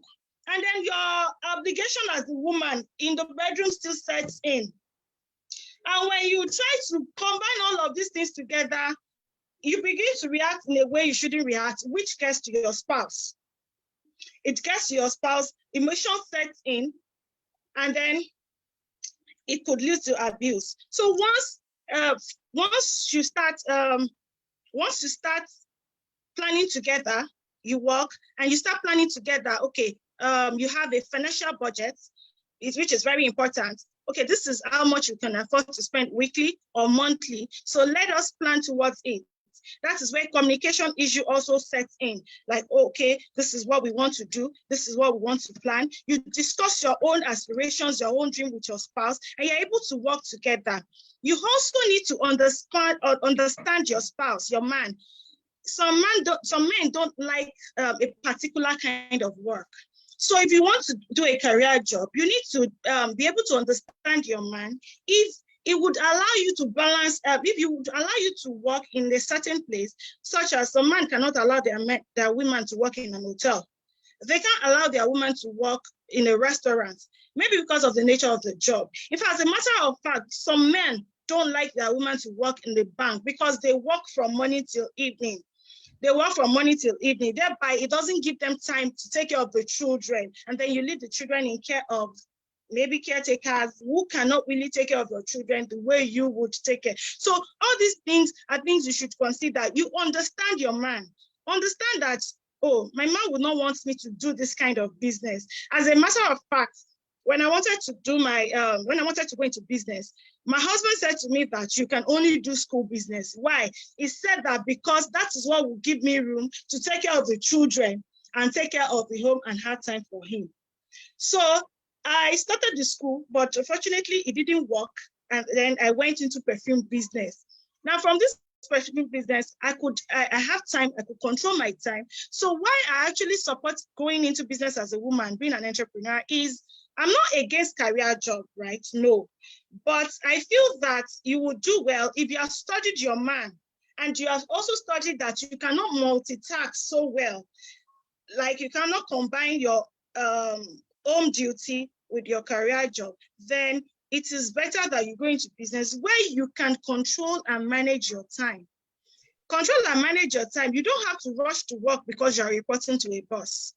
You can drop off your children at school. When it's time to close, you can drop them, you can go pick them so you don't leave them in the care of the driver. A lot of things are happening these days. Even drivers cannot be trusted. So you want to go into a work that will give you time for your own so that you balance it and between your own career, your business, and the home. Now, as women, the fact that we are empowered, we feel that we have arrived, right? I want us to be humble with it. Let's balance it. Some women are doing well in business and in career than their man, but you would not know because they are so humble. Meanwhile, we have some women, because their man has now given them opportunity to work and do business, we women I'm talking from aspect of women. Sometimes we have razor blade mouth, permit me to say that. And we want to quickly shout on top of our voice, abuse. Don't ever, let me just say this. Don't ever abuse when you get into arguments with your spouse, with your man. Don't abuse their mothers. Don't abuse any of their family members. See, men don't take this easy. Even if it's a man that has never raised hand at you, the tendency to want, you're abusing your husband's mother because you got into an argument. Why not rather walk away? Go take a very cold water at that point instead of you to abuse, or just walk out, take a stroll. By the time you come back, you're already calm. By the time you're back, you're already calm. Now, never leave an issue. When you have an issue to sort out, don't leave it unsorted out without you talking about it. You need to talk about it so that it does not reoccur again. But you need to do this with wisdom. Be wise when you're talking about it so that it doesn't get into an hot argument again. When an issue brings you and your husband to get into a very hot argument, then best thing is for you to walk out of that argument for that time and later come to discuss it. So now, as women, for you to be able to be relevant at home, in the society, and let's say that for you to have a say, get rid of issues that causes insecurity or unsafety at home. You need to be empowered. You need to be empowered. When you're empowered as a woman, the level of depression reduces. You're able to make your mental health is stabilized. You're no longer depressed because you have something that keeps you happy. Now, when you're empowered, be careful not to let it get so much into you. Join groups that would guide you in the right path. Join groups that or have a mentor that can guide you when you have issues. Talk about it. Talk about the issues you have with somebody, with your spouse, but be careful of who you discuss your issues with so that they don't add fuel to it. Some people, what they cannot do in their home, they'll give you advice to do it. Your man is doing this to you. I can never take it. You know the type of work your man does. He comes home very late. And then you begin to discuss, and somebody that maybe the husband is working at closes 5 o'clock, comes home very early. And you're like, oh, my own husband has not come home. Is still out, and you are doubting whether he's with another woman. Learn to trust your man. Learn to trust your man. When you trust your man, the issue of maybe him doubting you would reduce. And then men, this is to you. Please trust your women. Women, we don't have this. We are naturally designed to be one-way traffic. The way we are designed, we're not designed to love different people and be with different people at the same time. Once you love your wife, you respect your wife, you treat her with love and respect, you trust her. Trust me, the woman will give you peace. The woman will respect you. Even if you don't give this woman financial support, if these 3 things are present, love, trust, and respect, this woman will give you peace and respect that you need.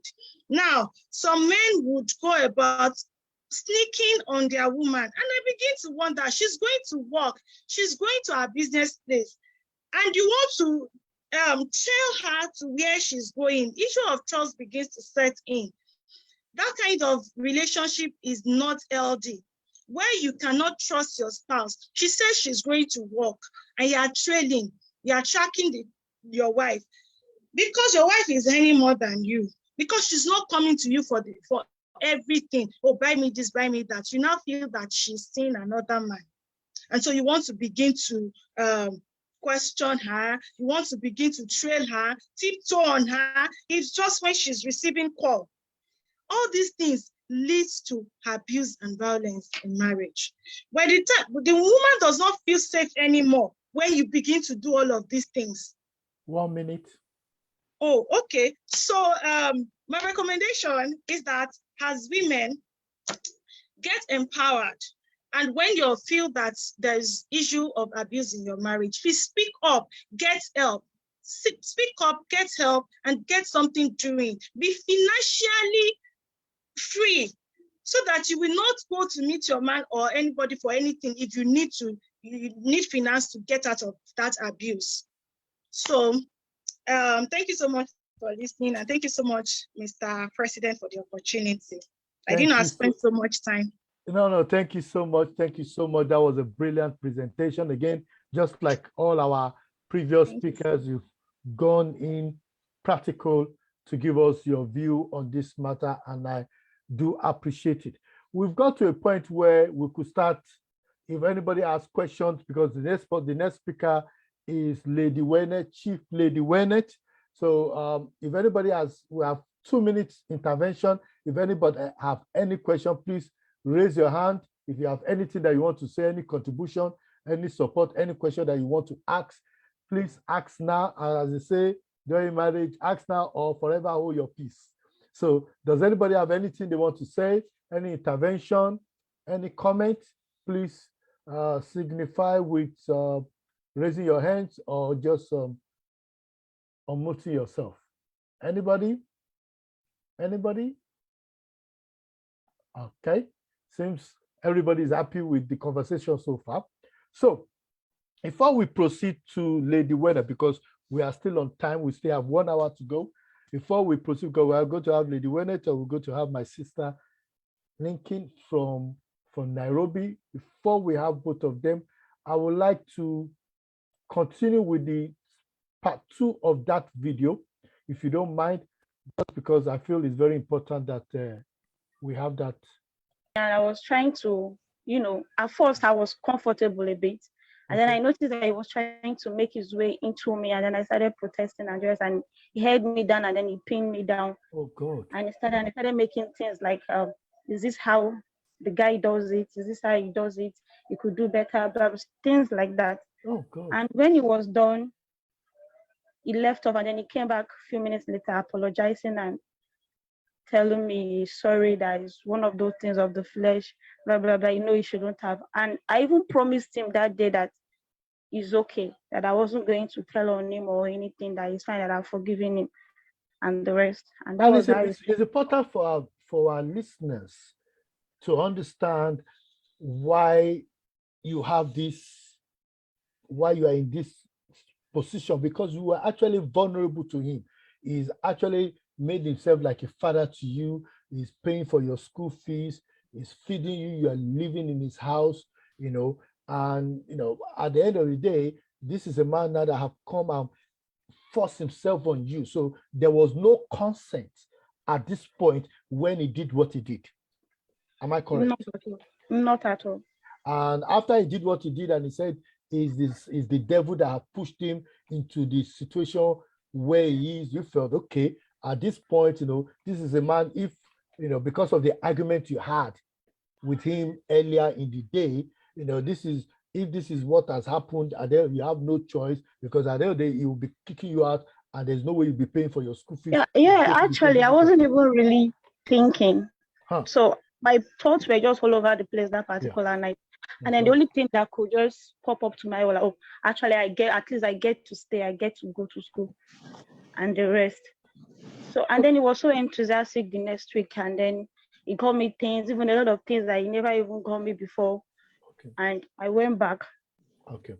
Now, can I ask you, because I've noticed that I've seen some of your pictures which some of your listeners might get to see in the future, as this case unfolds, because the individual we're talking about is not a small fish. We use the slang small fish or small fish because he's a big, important person in the Nigerian community. This is a man, a professional, and his name will be revealed very soon when this thing hits the waves. But we don't want to do that now. But I've seen pictures of you having bold hair. Is it a style? Is it that you just wanted to change your looks, or is this something to do with his manipulative things? Actually, that happened in 2015 also. Oh God.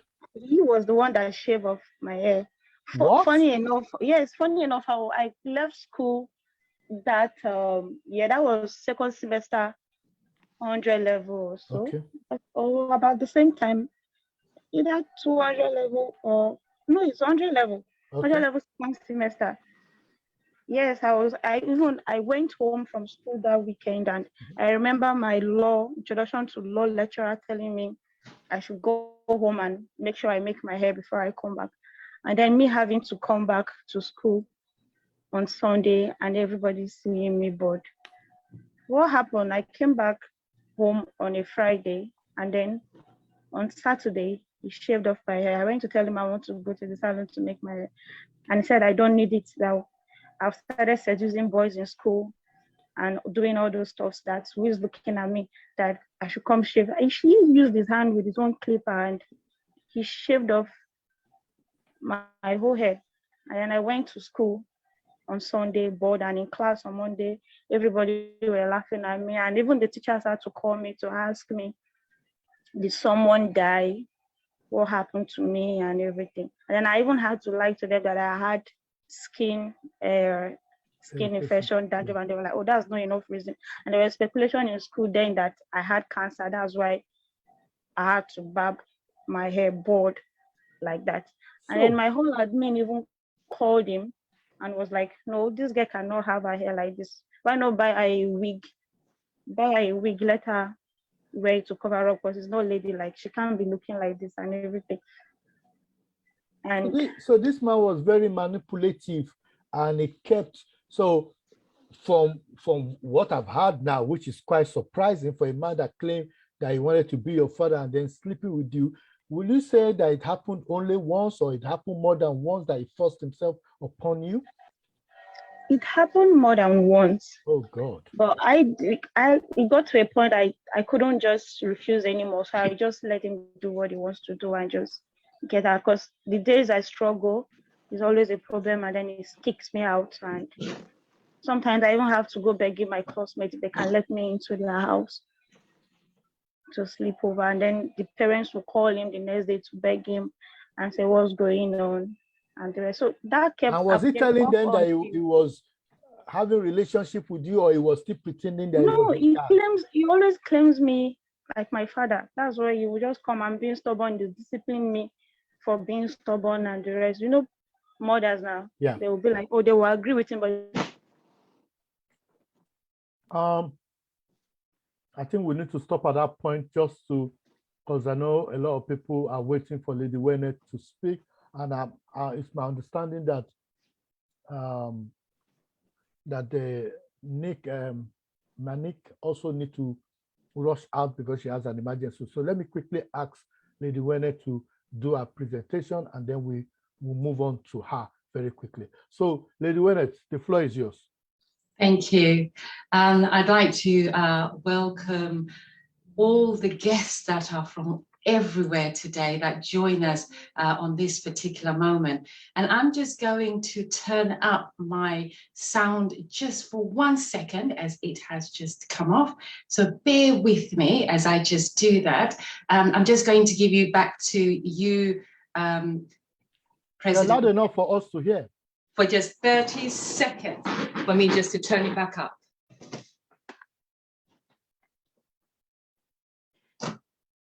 It's an amazing job that you are doing, totally amazing, and it's really nice to be here.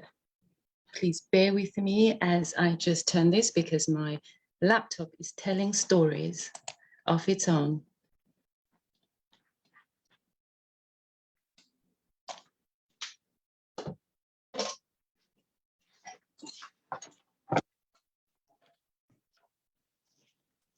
Let's see what we can do with you. We can hear you clearly. Okay. Lady Wennett will be with us in few seconds, as she said, in 30 seconds. And I'll say to my sister, who is going to be speaking passionately about hardworking women in the man's world. She's going to be joining us all from Nairobi. She's due to exit us because she had an emergency meeting to attend to. But we're going to take her very quickly, immediately after Lady Wennet, so that she could quickly Thank attend you. to. Okay, Lady Wennet, go ahead. Can you hear me and see me okay? We could hear you, but we can't see you. Your video is off. You cannot see me at the moment. I do apologize. Here we go. Okay, that's it. Ready to go. I sincerely apologize to you all. That was just a little minor technical. I'm having a new laptop, so it's the joys of it. I'll start again. Grand greetings to you all. I acknowledge the board of amazing speakers that spoke before me and the lady that will speak after myself. My respect and gratitude are to you all that are listening from home, and I extend to the SF President Temi, my very good friend, associate, and fellow community champion, a man I have a lot of respect for your work speaks volumes. I have been requested to peruse the topic empowering women for greatness. In my opening remarks and in a nutshell, I'd like to say no woman can be empowered to be great unless the woman herself feels the greatness deep inside her and is ready for the greatness to ooze out so that the world will not just hear it, but however see it, and not just through her eyes, but in her whole being. We have often heard that most get comfortable in an uncomfortable situation. Why? Because of the fear of the unknown. Let's hear the story of the younger me. Anatole said, there are moments in our lives that seem to define us, moments we keep going back to. My life before him was so simple and decided. And now after him, there's just after. Once upon a time, I met the love of my life, my first love, my first encounter of becoming his and him becoming mine. Our love blossomed from the beginning because he nurtured me to become a woman and taught me how to love and to be loved. Our families soon merged. I became the mother from this amazing man. 7 years went by, and in each day, our love grew solid. We were the best of friends. We were fueled by the love we shared. Then he caught a severe case of shingles and had what they called parasites growing in his throat, growing in his ears, and in his nose. For his survival, they had to put him on the strongest experimental steroids that turned him into an incredible Hulk. He started to have schizophrenic episodes, which included paranoia, hallucinations, delusions, psychotic behaviors, and this was shortly followed by violent and verbal and physical disposition. One day, the neighbors had called the police, and it took a bucket load of police to restrain him. The police began to hand me money out of their pocket, asking me to drive and never look back. But the man they had just witnessed was my love, not the imposter that had possessed him. However, I had to leave him to the doctors and all above to God. How could I possibly leave my loved one? The question on that day became, do I want to leave? And I chose me. The story skips to the end. This man did get better, and we did become platonic friends till the day that his time on earth had passed, and we spoke on the phone, and even in his last hour, he still managed to say, I apologize and goodbye. It's a thought that I greatly hold on to, for we managed to have that moment that we could reconcile our differences until the end of his time. I had moved on in my choice of me. Nothing had held me back from finding my dreams. No excuses had delayed me from building my empires and supporting others in their journey of life. Why have I just shared this story? I share it because in life, many have reasons to remain in an abusive relationship because of reasons known to them be it the fear of being alone, the fear of being a single parent, the fear of the person they love loving someone else, the fear of being shunned and judged by others. Mine was because I could not leave him because he was sick. But in leaving him, I was reborn, and his new journey also started for him. The greatest thing is I left with life lessons. I left having to have learned that what true love feels like, and the joy in letting go and exploring that fear of the unknown. In assisting ourselves in being resilient, the questions we have to ask ourselves are, what is our why for living? Why were we created? How can I find my purpose? In which ways can I make myself better and a better parent, a better being, and a better person? In business, there's no better secret than to know what that success is for you. We cannot grow an empire of businesses if we cannot manage ourselves. We cannot ask for success when we cannot successfully master the art of letting go. Discipline starts within us. In productive and effective networking, we must acquire no victim storytelling mentality. I just told my story, but I got beaten black on blue, left unconscious and everything. But I'm not a victim because I'm an overcomer, because I am victorious. And I stand today to help the next woman, to hold her up and say, sister, get up, we can do it. And how can we do it? An overcomer counts their lessons in and from previous hurdles and challenges. We must stop judging others based on the imagination of how they might be judging us. Not everyone is out to get you. Remember, networking is about developing contacts, learning, research, and never about competing. Everyone meets one because they're a gold mine of knowledge, or just merely a mutual exchange of benefits. To the abused and victims or less advantaged woman, this message is for you. You're a gift from God. We are your audience, waiting to see the greatness in you flourish. To all the humanitarian activists, I'd like to share this quotation by Michelle Obama. You may not always have a comfortable life, and you will not always be able to solve all of the world's problems at once. But don't ever underestimate the importance you can have, because history has shown us that courage can be contagious and hope can take on a life of its own. I will finish with one of my poems. I looked at myself in the mirror today and I asked myself, what am I? Does my skin color define me? Loud and clear, I heard a voice say, no, you are the image of fine black splendor. I asked the mirror, how am I? And the voice inside me again answered, you are your heritage, the product of your ancestors. The inheritance of black binary firmly lays upon you.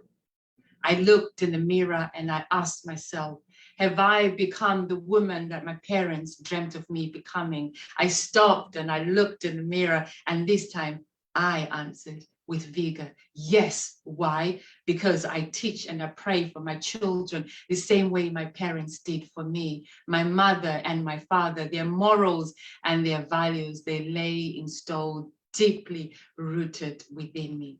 For I remain the sound of victory. I am Dr. Chief Lady Winnet Peters, the CEO of the Extraordinary Achievers and the founder of 3 community active programs. I'm a holder of over 35 international awards for my humanitarian work and empowerment contributions into the community. I'm gratefully titled with 2 chieftaincy titles, and I was recently awarded the degree of honorary doctorate in human rights and humanitarian issues. And why do I say this? Because once I was only labeled as a victim of domestic abuse, but now I am God's work in progress, and continuing to work in His glory. Thank you for your time. Thank you so much, Lady Wenen, and it's a great honor again to have you on this platform. And I know every one of us here are honored to listen to your brilliant speech. Thank you so much. Thank you. At this point, thank you so much. Now, at this point now, all my speakers are still with me. I'll just check if with Lady Patricia, is our next speaker still with us? Is our next speaker still with us? Yes, she is. Oh, brilliant. Excellent. So sis, let's have you on. Thank you so much. We have I don't want to get into trouble when I come to Kenya next. I don't want to pronounce that surname. But I know is we have Linky Kangeti. So okay, please, the floor is yours. Thank you so much, Alando, and you went in very well. My name is Linky Kangede. Excellent. Yes, and fantastic for an amazing forum here. I want to say thank you to you. Thank you for all the speakers that have spoken. Monica, Patricia, Lady Wallet, that was amazing. Olivia. It has been such an engaging forum. Thank you for taking your time so that we are able to exchange ideas for a better community for women. And when women have peace, then the men are able to domineer and take dominion, and we are able to do more as a community. And I loved, what Patricia actually mentioned, that we are not competing among, we are actually collaborating as gender. So it's not about the gender, it's about the agenda. And I think that's where we need to grow in a community about gender. And I want to also congratulate, even all the women that have been through a tough season, and even for Dr. Lady Wallet, for what you've spoken, that now you are a daughter of God who is doing amazing things because you have overcome. And through that, other women are able to see that they are able to be overcomers. And I want to also thank God because I am also have been under domestic violence, and I have overcome by the grace of God. I actually was wondering, why did Patricia select? Does she know what I have been through? Because we've only just been in the career world. I wasn't sure she knows about my personal story, but maybe you never know. God just led you to pick me up, because this is a topic that I'm very passionate about. I've been to court for 2 years to fight for my divorce of a violent man. And it wasn't funny, because it's what we are talking about. When you see a woman succeeding as men, and that is what Monica alluded to.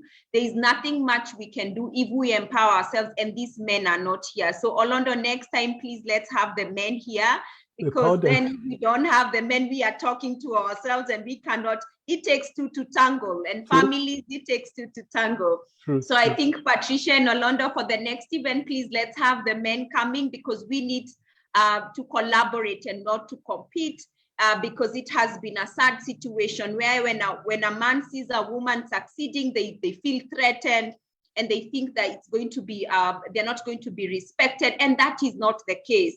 And when you are in a family setup, you're there together. When your woman wins, you win. When your woman wins, your children wins. When a woman wins, the community wins. So it is a win for all of us, and that is what we need to understand. All of us as a team need to understand that we are winning on this together. And Monica actually alluded and said that even as a woman, when you succeed, it doesn't mean that you put down on your man, but mostly also for the men, don't mean that when your woman succeed, that they are putting down on you. They may even be honestly just making a comment, but because they are doing well, you will assume that actually they are putting you down. And one of the things I have realized about women, when a woman loves, they will love you, and they will not jump ship because they think they are doing better or anything. We need your support. And that is why I'm appealing that the next time we have actually more men than women. Fantastic. So my name is Linky Kangede. I'm into corporate events management and personal branding. And why I'm really passionate about personal branding is because we as a person, you as a person need to understand that you are the greatest asset, either as a man or as a woman. And because the topic today is as a woman, let me maybe major on that.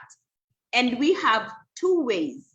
The topic is very amazing when you see being a career woman in a male-dominated market. It can be quite challenging, and you will find that you will not only find harassment, violence, you will not find it in your home, you'll actually even find it in the marketplace, where you will be told, you have to give your body in exchange of business, and you are left with a question, do I have integrity or do I do what I am supposed to do? And I'm calling upon us as women to remain in integrity. There is no man that is guaranteed to give you a job or any work or project in exchange of your body, in exchange of your humanity, and that is a lie from the devil. And I pray that we raise up our children to understand that they are well capable as women, to become everything that they want to become by the power of our families and even God himself. And no man should take advantage of our women and our young girls. And especially this, you will find that even university students, most men, want to give them handouts. So you find a bright kid in university, they are so dependent on a sugar daddy that they can't use their brains. Their brains are very shattered, and that becomes a society problem. And as we continue to do this, my desire is that we may be women of integrity, where we sit on the table and we say that it is not about the gender, but the agenda. I have ideas. I'm brilliant as a woman. I want to change my community. I want to be part of this marketplace to change it. And that doesn't have to be about my gender. And it's very important us as women to position ourselves to make sure that we balance between being career women and being family women. And I think if there are people I salute, sorry for the men that are here, I salute the women. I think we are just gifted where you're able to you're handling your husband, you're handling the children, you are handling your business or career if you're a career person, and you're literally even handling the community because you're somewhere maybe serving in a women community or even in the church community. And we are gifted in that. And that means we have to be very intentional about who we are and what we do. And so in what we do in terms of personal branding is to understand that when you find yourself staying in a violent situation and someone treating you so harshly and you remain there, is because you've not empowered yourself. And most women, you will understand, they stick into those unhealthy environments because they think, when I leave, I will not have anything. I think Patricia mentioned this, or Olivia, that you feel like you don't have it, you have been a housewife for the rest of your life and you have nothing to hold up to. And I'm calling us as women to empower our own self to know that there is a pride that you get when you have your own money and you're actually even able to bring support.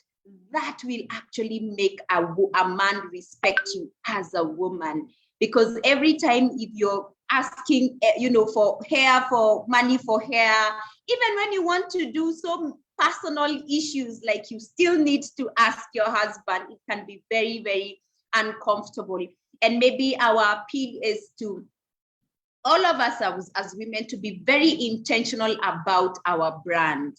Are you educating yourself? Are you going up the ladder? And it's so amazing that all the speakers that have spoken here today as women, they have high positions in their career, in their businesses, and they have amazing colleagues. And that is the only way they are changing this society. And you can only be at the table speaking if you have something that you were doing. And all these people, I promise you, Mr. Olondo, you invited all these women because they have something of substance to give. True. And that is what I would request us as women, to have something substantial to give to the men on the table, and not think that the only thing we can do is to clean and cook and be housekeepers. We actually are nation builders. We are business builders, and we are community changers. And that is our responsibility as women. And my prayer is that we may be very intentional in whatever that we are able to do, to understand that we are the greatest asset. Our husbands need to come second, women come first, children come third, any other person after you as a woman. Your life is more valuable as a woman. And the thing that keeps us there is because we love our husbands and our children so much that at times we suffer for them. But remember, those kids want you happy, woman.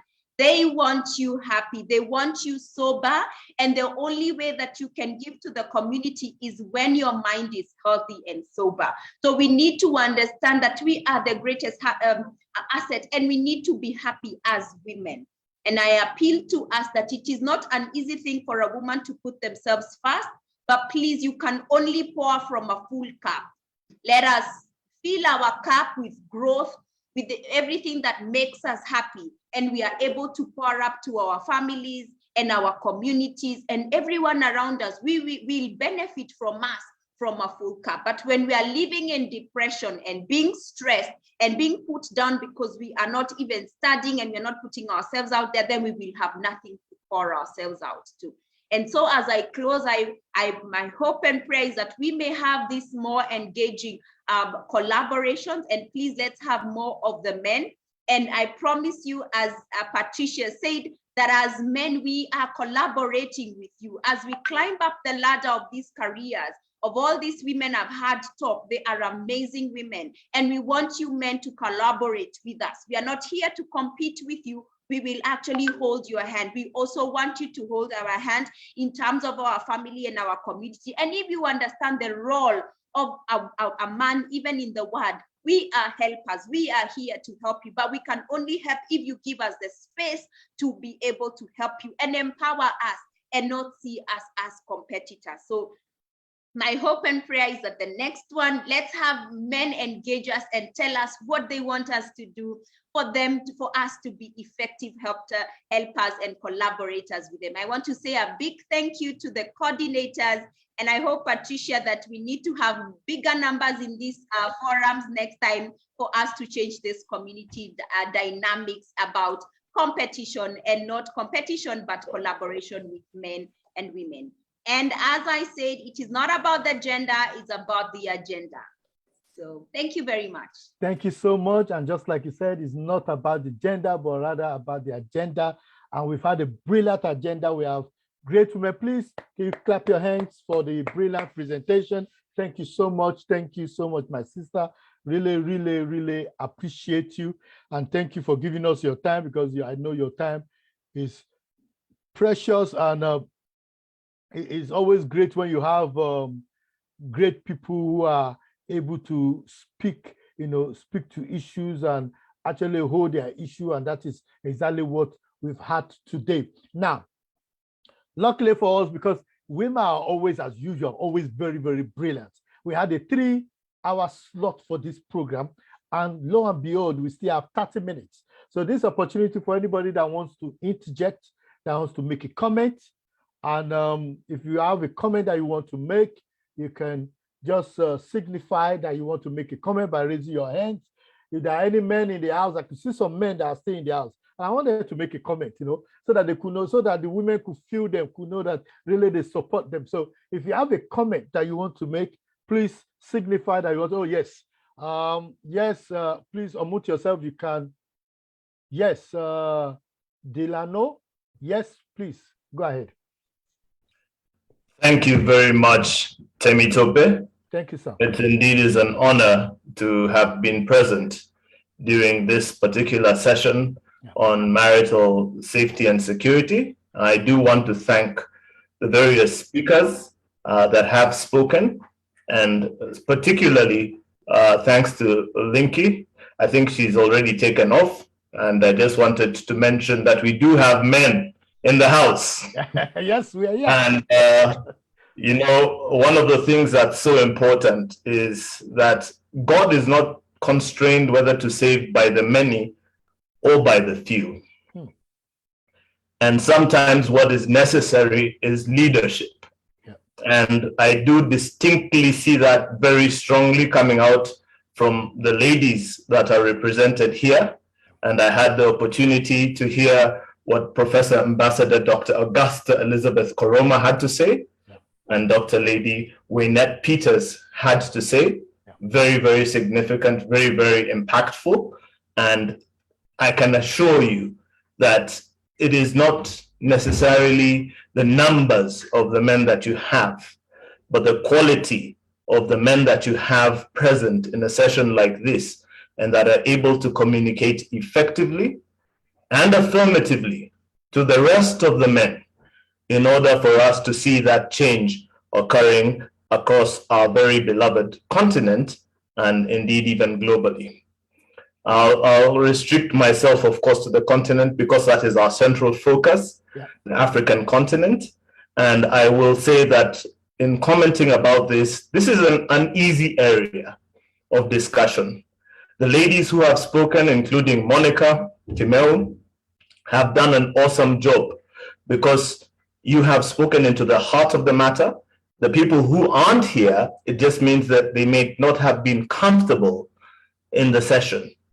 That doesn't mean that this is not an effective session. It is a very effective session. I want to assure the ladies that have been panelists, as well as the listeners on this session, that indeed Temitope Olodo, Honorable, was very proactive and actually invited hundreds of men to join this session. And I am here as a direct result of that, because we are participants in the Africa Security Forum, which is a leadership forum of heads of security across this continent. My role is very simple. I'm sure some of the ladies are wondering, who is this guy? And I'm the Secretary General for the Protective and Safety Association of Kenya.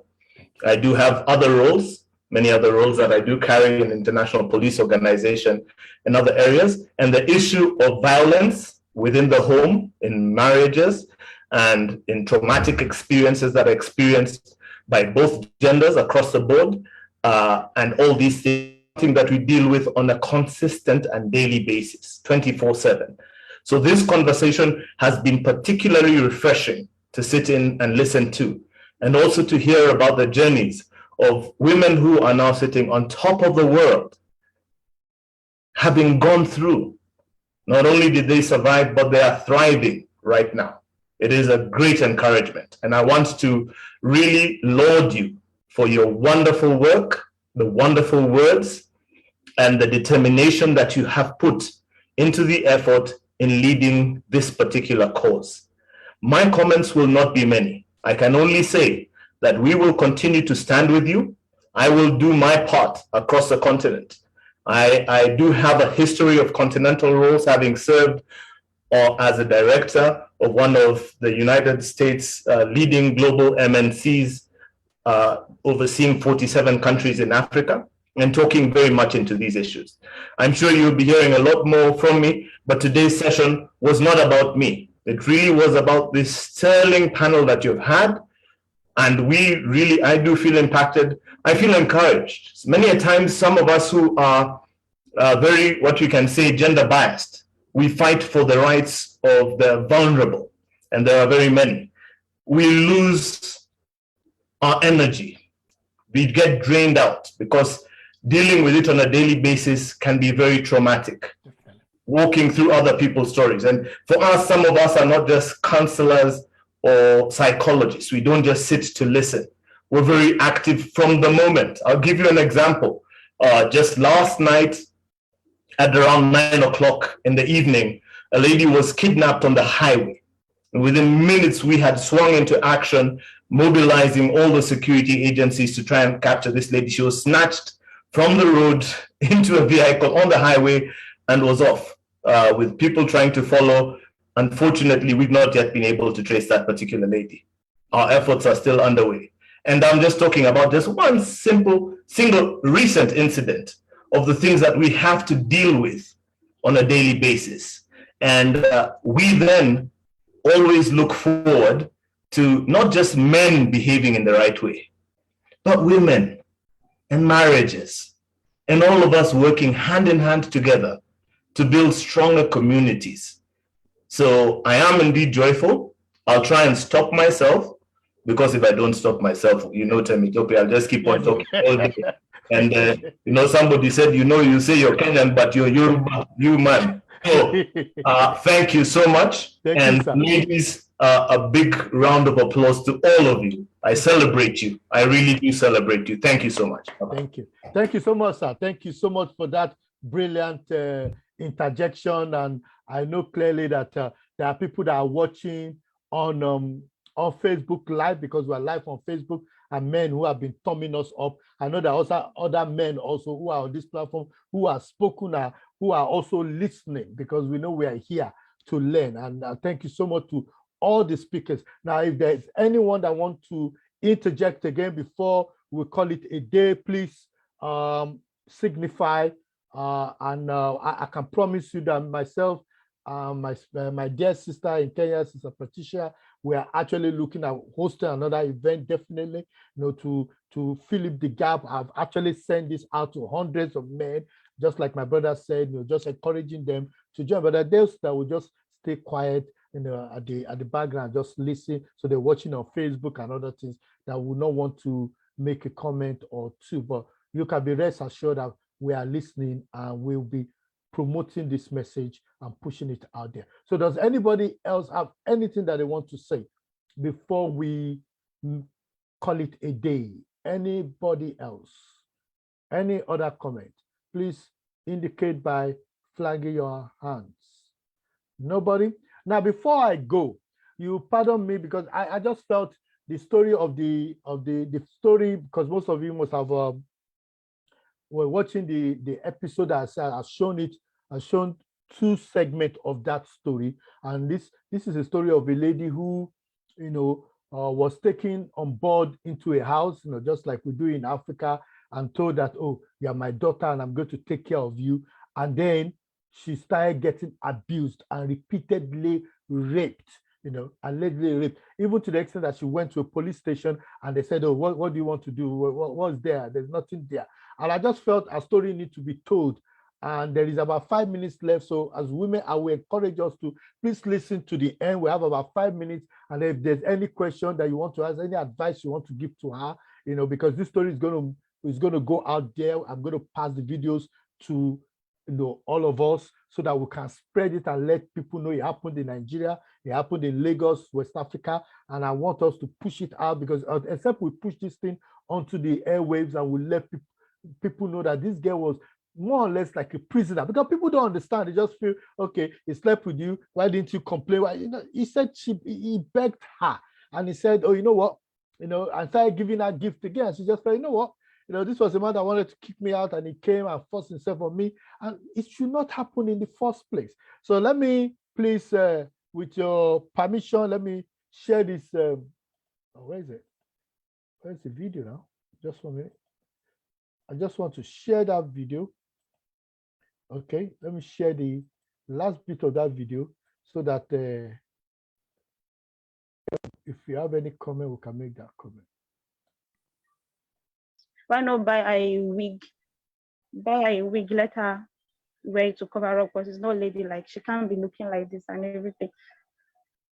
And so this man was very manipulative, and he kept, so from what I've heard now, which is quite surprising for a man that claimed that he wanted to be your father and then sleeping with you, will you say that it happened only once, or it happened more than once that he forced himself upon you?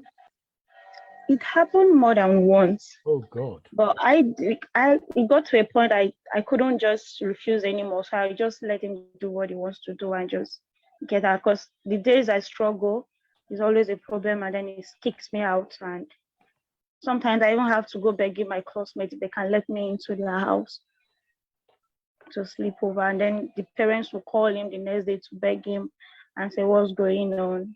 And so that kept. And was he telling them that he was having a relationship with you, or he was still pretending that? No, he always claims me like my father. That's why he would just come and being stubborn, to discipline me for being stubborn and the rest. You know, mothers now, they will be like, oh, they will agree with him, but then again, they will ask me, what kind of a father would send a child out as a way of disciplining the child? And me too, because I was already flowing along with the life. I would cover him up and the rest, and that's how it's been. An incident happened because I noticed, because I've been following your story for quite some few months, and I was aware of this because a lot of people got involved. But then most of us did not know the genesis of what happened. And there's a video I'm going to share now, because at one point you stopped giving him what he wanted. And that resulted in this video that I'm going to share now. And I want you to speak to it, to explain it. Just a minute.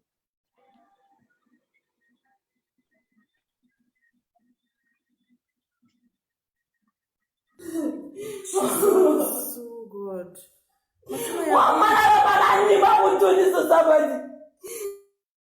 I'll play it one more time. Oh God.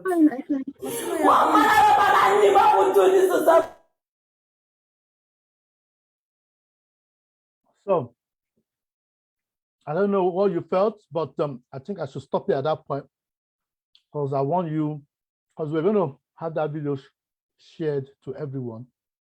But that is how the woman injured the woman, you know, blood gushing out of her body. And then she will tell you what happened, because the video, I will share it on our platform. And then I'm hoping that we could all share it out. But I just thought I needed you to just listen to what has happened, how the girl was manipulated as she was raped continuously, and then going to the police station, and the police is saying there's nothing there because there's evidence, there's videos and everything. A lot of people have gotten involved, and yet they're trying to suppress the story, try to kill that story. But that story is going to be out tonight. Everybody's going to hear about it. They're going to get the full gist of it. And I'm hoping that all you women, all you influential women, will post it on your Instagram, post it on your page, and let's push this thing out and ensure that this girl gets justice. At this point, I have to thank my sister, my friend, my partner, Mrs. Patricia Gatti. Thank you so much for helping us to get this thing together. We really appreciate you. I have to also thank my second in command, Barrister Olivia. Thank you so much. And all the speakers, thank you so much. Teresa Ade Digba, thank you so much. Dr. Lady Wenneth Peters, thank you so much. Professor Dr. Ambassador Augusta Kuroma, thank you so much. My two sisters from Kenya, Monica and Ninki, thank you so much. Yeah, thank you so much. I really, really appreciate you. Thank you, thank you, thank you. And to all everyone that had actually taken their time, you know, to wait for this long, you know, to join us. The people that have joined us from Kaduna, people that have joined us from Lagos, from Nairobi. I've seen people that have joined us, even from Saudi Arabia. I've seen some people on LinkedIn, on Facebook and on LinkedIn where I posted it. Thank you so much. I really, really appreciate you. And we're going to push this video out. And please, when we push this video out, please help us to spread it. And we're definitely going to be speaking to Mr. Kinyu and yourself and my other sisters. And we're going to make sure that we put another program together so that we'll make sure our men are there. We'll talk about safety and security in the homes and how, you know, because we have so many groups, so many, you know, security groups, we can actually work together and make sure that we are able to maybe put our guidelines on what we need and how we need to ensure safety and security in our homes. So once again, thank you so much to everyone, and thank you so much for participating. And I wish you a lovely weekend, because this Saturday, I know most of you should be at home doing some one or two things, but you're giving us time. And I know God will honor you as you've honored us and attended this event. So my name again is Temitope Olodo. I'm the president of African Security Forum, and it's an honor to host this event and also to close this event. Thank you so much, everyone. God bless you. Thank you. Thank you too. Bye. Thank you. Thank you. Bye.